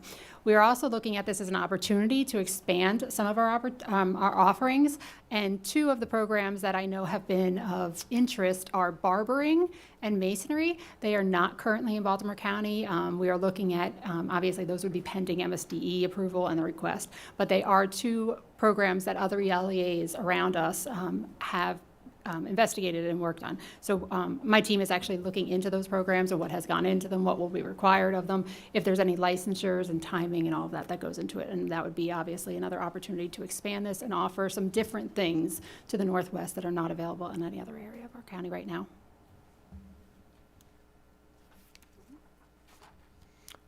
And that concludes our presentation, and we're happy to take any questions. Okay, Ms. Harvey, you want to get us started? Thank you, Madam Chair. I would like to go back to slide 4. the funding that we have now, you said is for early design. How much projected funding is needed to complete the design phase of this project? Do we know? So I don't have that right now. What I do know is that we have design funding that we can use into the next fiscal year. So we know right now we are solid on the design funding to continue to move the design forward. We will need additional funding for design. I can't give you an exact amount at this time. That's going to be dependent on some of the scope of the project.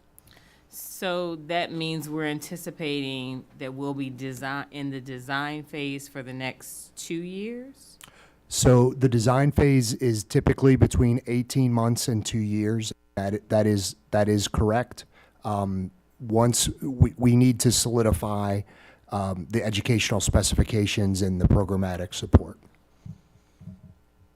So when did we start design for this project?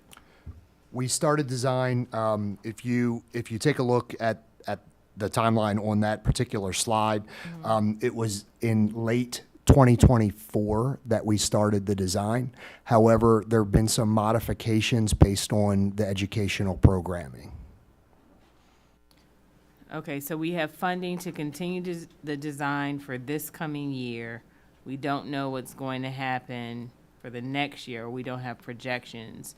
So I'm assuming we also don't have projections for the construction phase, or do we? That is correct. We do not at this point. We will as the design progresses, Ms. Harvey. Part of the challenge with this particular project that we realized as we got into it, as a standalone facility, it will be unique for us in the school system. So one of the things that we did probably a little later than we should have, we pulled in some resources to assist us with how a standalone facility like this would function, and what some of the spaces would need to look like to augment the program. For example, when the specifications were originally designed, we did not have a common space or a common area for the students. We did not have some regular classrooms for the students that would provide flexibility if any of the CTE programming changed. They were all dedicated to a specific program. By augmenting or modifying that part of the design, we can be more flexible and stronger in our spend to have a more complete facility for the region. Thank you. Mr. Young? Dr. Grimm, you mentioned that the IAC formula has changed. Normally, I guess, they help, or with them, they basically kind of give us the guidance of the size that a school can be. With this one being, I guess, unique and different, how does that affect the size that it's going to be? I know you mentioned some of the potential programs and the challenges that that's going to, I guess, bring with it also. So thank you very much for that question, Mr. Young. So what the IAC does in looking at their formula per student is there is an allocation based on a cluster of schools. So in this case, they will look at the high school seats that are available and the programs that are in the area and some additional adjacencies. They may include schools that are not specific to this region but are next to them, depending on the cluster that they're looking at. The IAC also provides additional supports for CTE pathways. So when we talk about their funding formula changing, from year to year, they can identify certain spaces and say, if you build a facility, it can have a room that's designated as X, and it will be 1,000 square feet, and we will provide the funding for that. So we need to balance and maximize those dollars from the state along with our county support. And we do know that the county support for this project, as in all of our projects, is typically greater than what the state provides. But also the state has based on their funding, they have kind of limited the size and scope of some of our. Yes, they give us an approval for a certain amount and a certain size. That is correct. Yes, thank you. I have a question. I may have missed this. Is this intended as a half-day program? Like, will kids come like Solars? Go ahead. Yes, it will be an AD schedule, just like Solars, exactly like Solars. Thanks. Mr. McMillian? You might not be aware of this, but about 3 years ago, Solars looked at the barbering piece. They did. Actually, that's where the idea came from Dr. Setzer, because we've included her in on the conversations around design and programming. So there's a possibility that Solars might end up with a program. There is a possibility. Great, thank you. Okay. Ms. Stileski? Thank you. Just a quick question. In terms of like the budgetary times that we're in, I don't know how much of this is like the operating budget versus capital, but is there any impact in terms of this being a new project with the potential for funds to see this through? And I'm not sure if you have that answer, but thank you. So thank you, Ms. Lusky. Where we are right now and for the next several fiscal years, it is purely a capital project. It obviously will have operating impact as we open it, as we after we furnish it, but when we staff it and when we'd need to open the facility. Yes. Ms. Domanowski?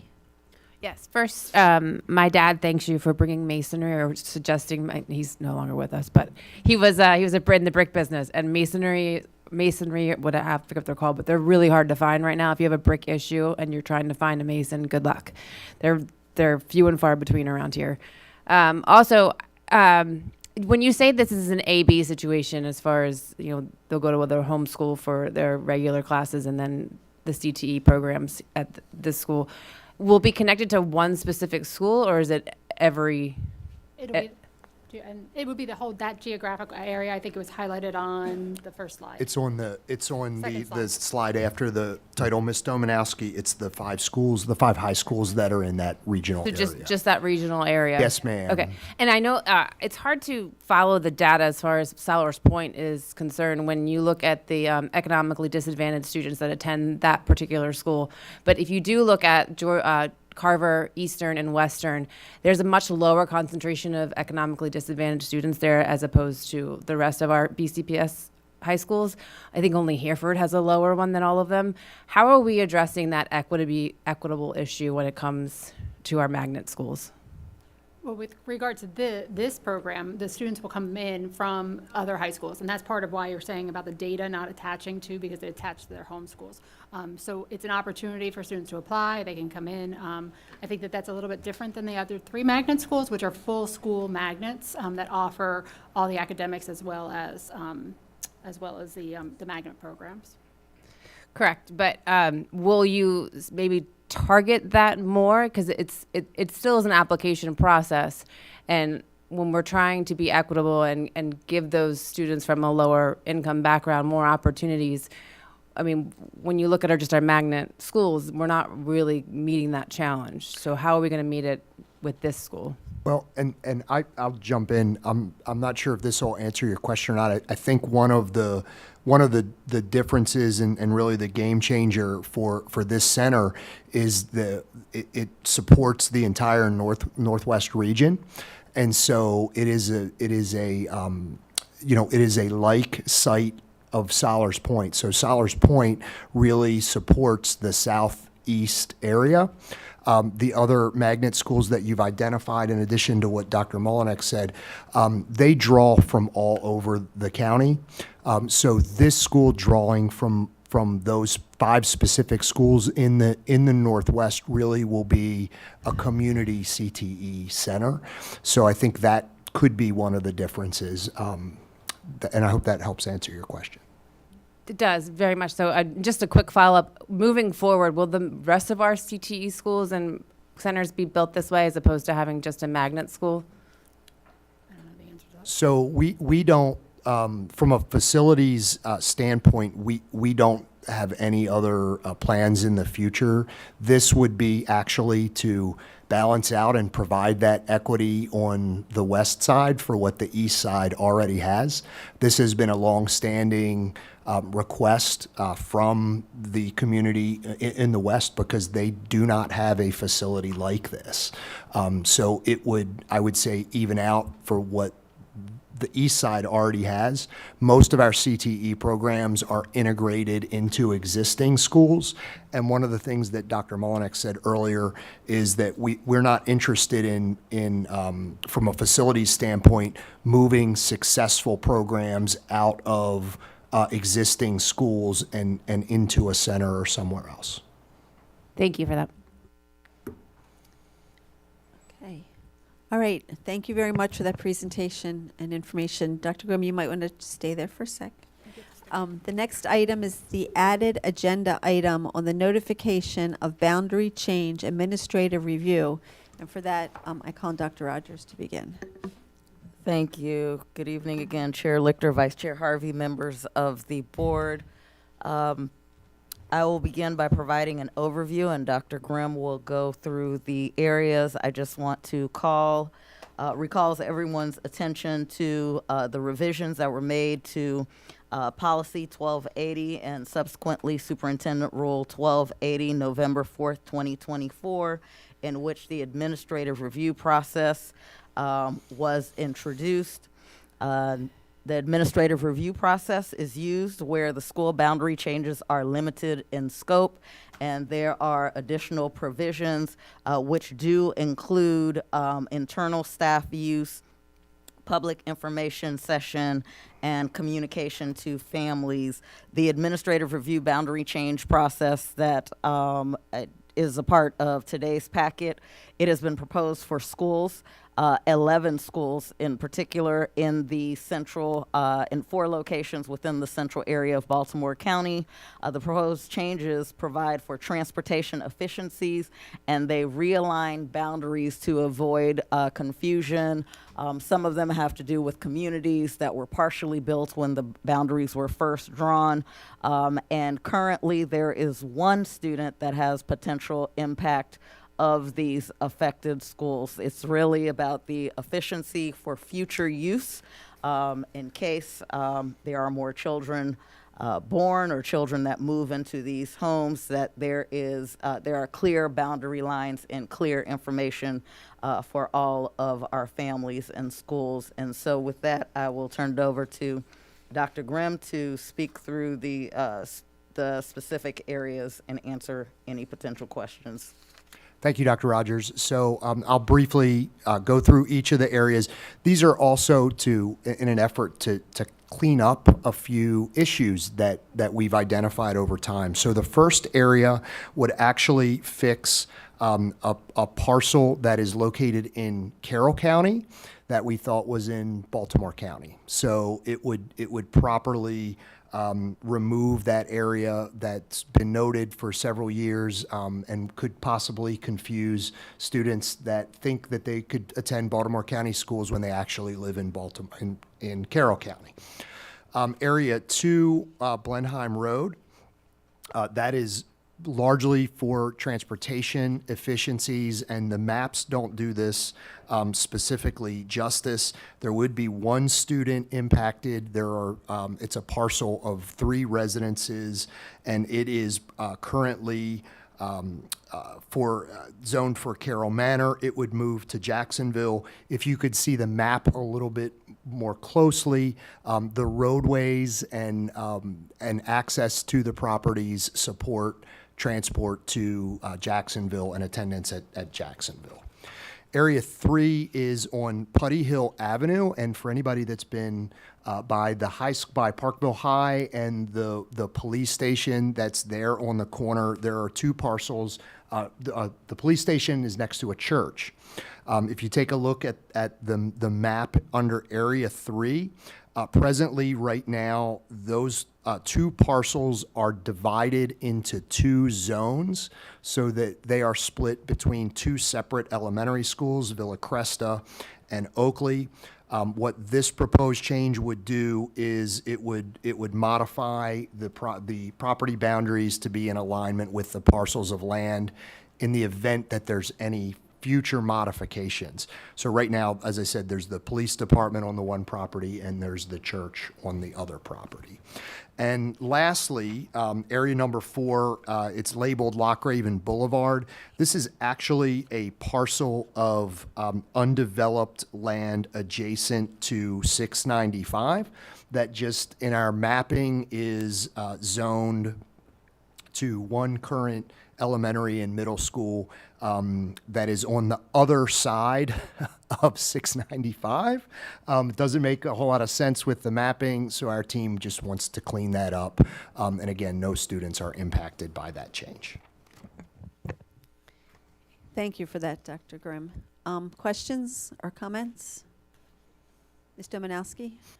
Yes, I just have one question about the area number 3.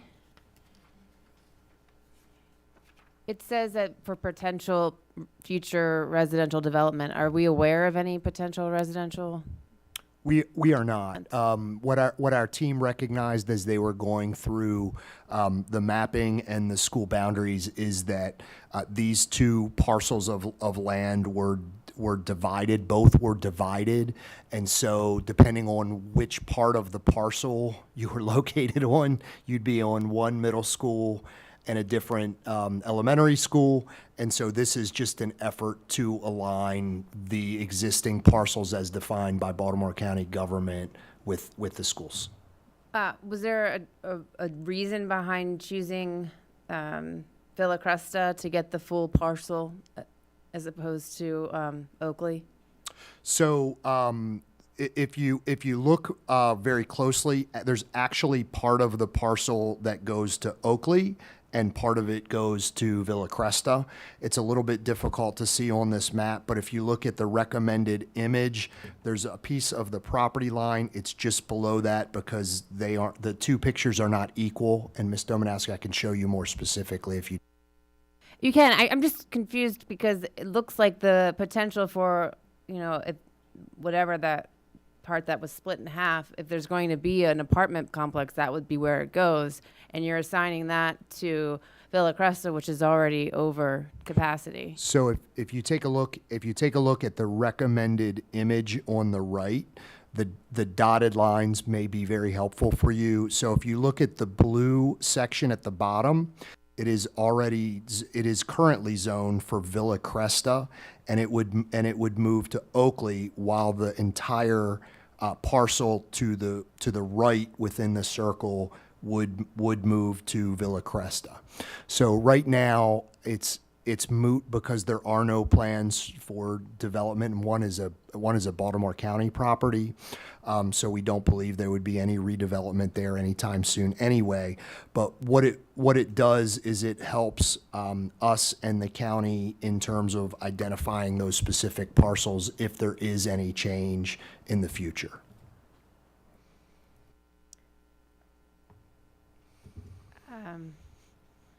I mean, I do understand what you're saying, that it's being split more evenly, but it's still giving I know there's no plans to, but I feel like we might be running ourselves into more trouble if we're dividing it this way as opposed to giving it to Oakley, since they have, I don't know, that would be my one concern, is that the only potential to see a building or apartment complex is the part where we've given to Villa Cresta, which is already overcrowded.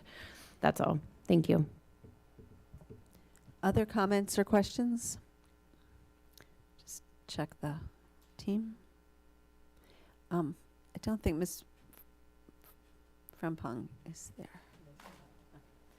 Okay. All right. Thank you for that. You're welcome. The next item on the agenda is information, which includes the financial report for the month ending September 2025. And we just went over it, the notification of the boundary change administrative review for the central area.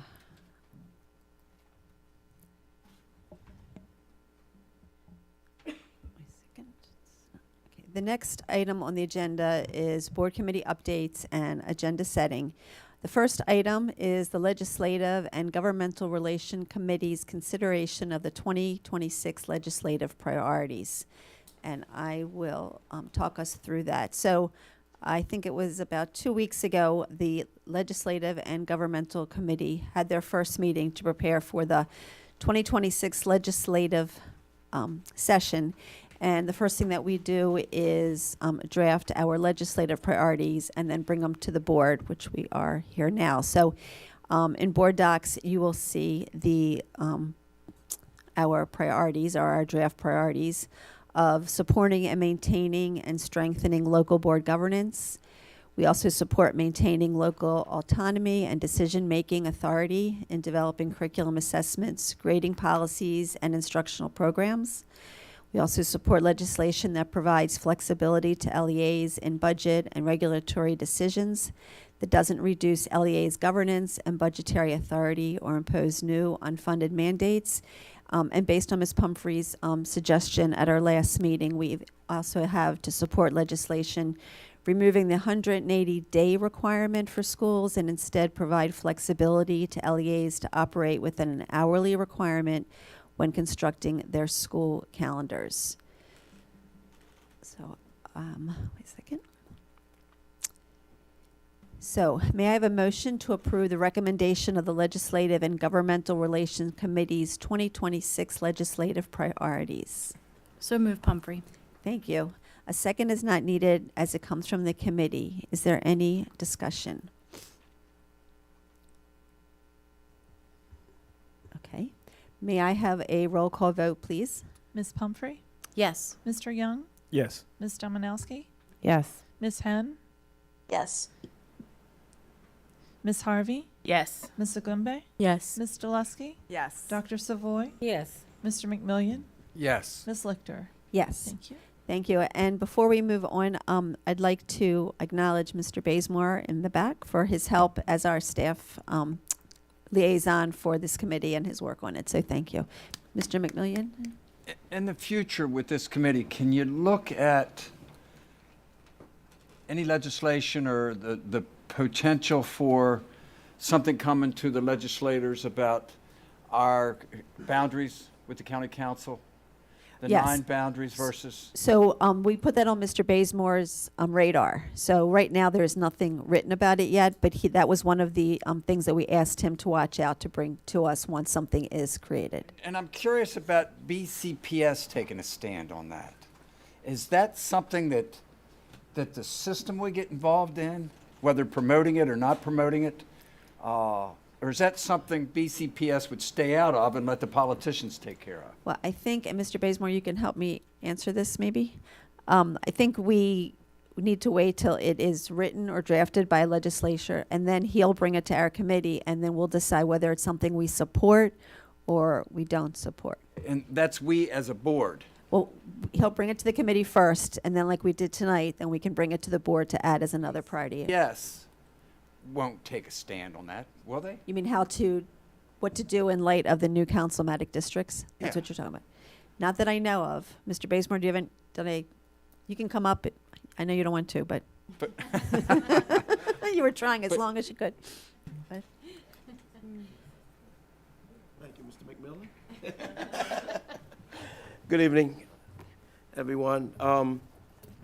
When we have legislation, local legislation like that, we'll bring it back to our committee, our legislative committee. We'll discuss it. And what we'll look at is if it's appropriate for the board to take a position on that bill or not. Certainly individuals can take positions on, on particular legislation, but we'll have to see if it's appropriate.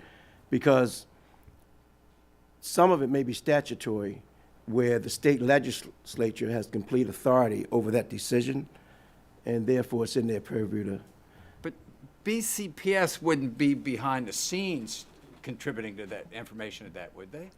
I mean, that's two different entities, or not entities, but two different. Mr. McMillian, we have plenty of priorities to keep us busy. We will continue to watch what's happening in Annapolis. We are not weighing in on that. Thank you. You're welcome. Thank you. Thanks. Thank you, Mr. Bazemore. Thank you. The next item is updates from the committee, and we'll start with Ms. Harvey and the Audit Committee. I'm sorry. Sorry, move on. We'll go to Mr. Young with buildings and contracts. Thank you. The next Building and Contracts Committee meeting will be Monday, December 1st at 5 p.m. Thank you. Ms. Delusky, curriculum committee? Yes, the next curriculum meeting is actually tomorrow at 4 o'clock. Please join us, and thank you, and good night. Somebody reporting on the equity committee? I know Mr. Young. Yes, you look at me. The next Equity Committee meeting with the Equity Council will be this Thursday, November 20th at 5:30 p.m. The next Equity Committee meeting will be January 22nd, 2026 at 5:30 p.m. Thank you. Ms. Pumphrey, the Policy Review Committee? The next Policy Review Committee meeting is December 8th, and I was absent from the prior meeting. I'm not sure if Ms. Harvey may have a report for PRC for that meeting. Yes, thank you. So in our November meeting, we moved forward for first reader, Policy 4201, Insurances and Benefits, Policy 5320, Student Organizations and Clubs, Policy 5470, Wellness, and we have asked for staff to review, provide additional review and recommendations for Policy 8601, which is Board Member Conduct, Use of Social Media. And we postponed Policy 1210 to wait for the update of Policy 1200, which will be happening in May of 2026. We also will, at some point, after discussion with our committee chair, present and discuss our measures of effectiveness. Thank you. And audit? And the audit committee will be meeting on December 9th at 4:30 p.m. virtually. We invite everyone to attend. Thank you. Are there any board members with an agenda item? Ms. Pumphrey, am I reading your lips? Are you? I have something, but it's going to take me a second. So if nobody else has anything, I'll have to wait till next time. Okay, or you can email it to me. I think we plan on Thursday. Okay, thank you. Okay, wait a second. The last item on the agenda is announcements. The board's next meeting will be held on Tuesday, December 2nd, 2025 at 6:30 p.m. Thank you, everyone, for joining us tonight, and the meeting is now adjourned.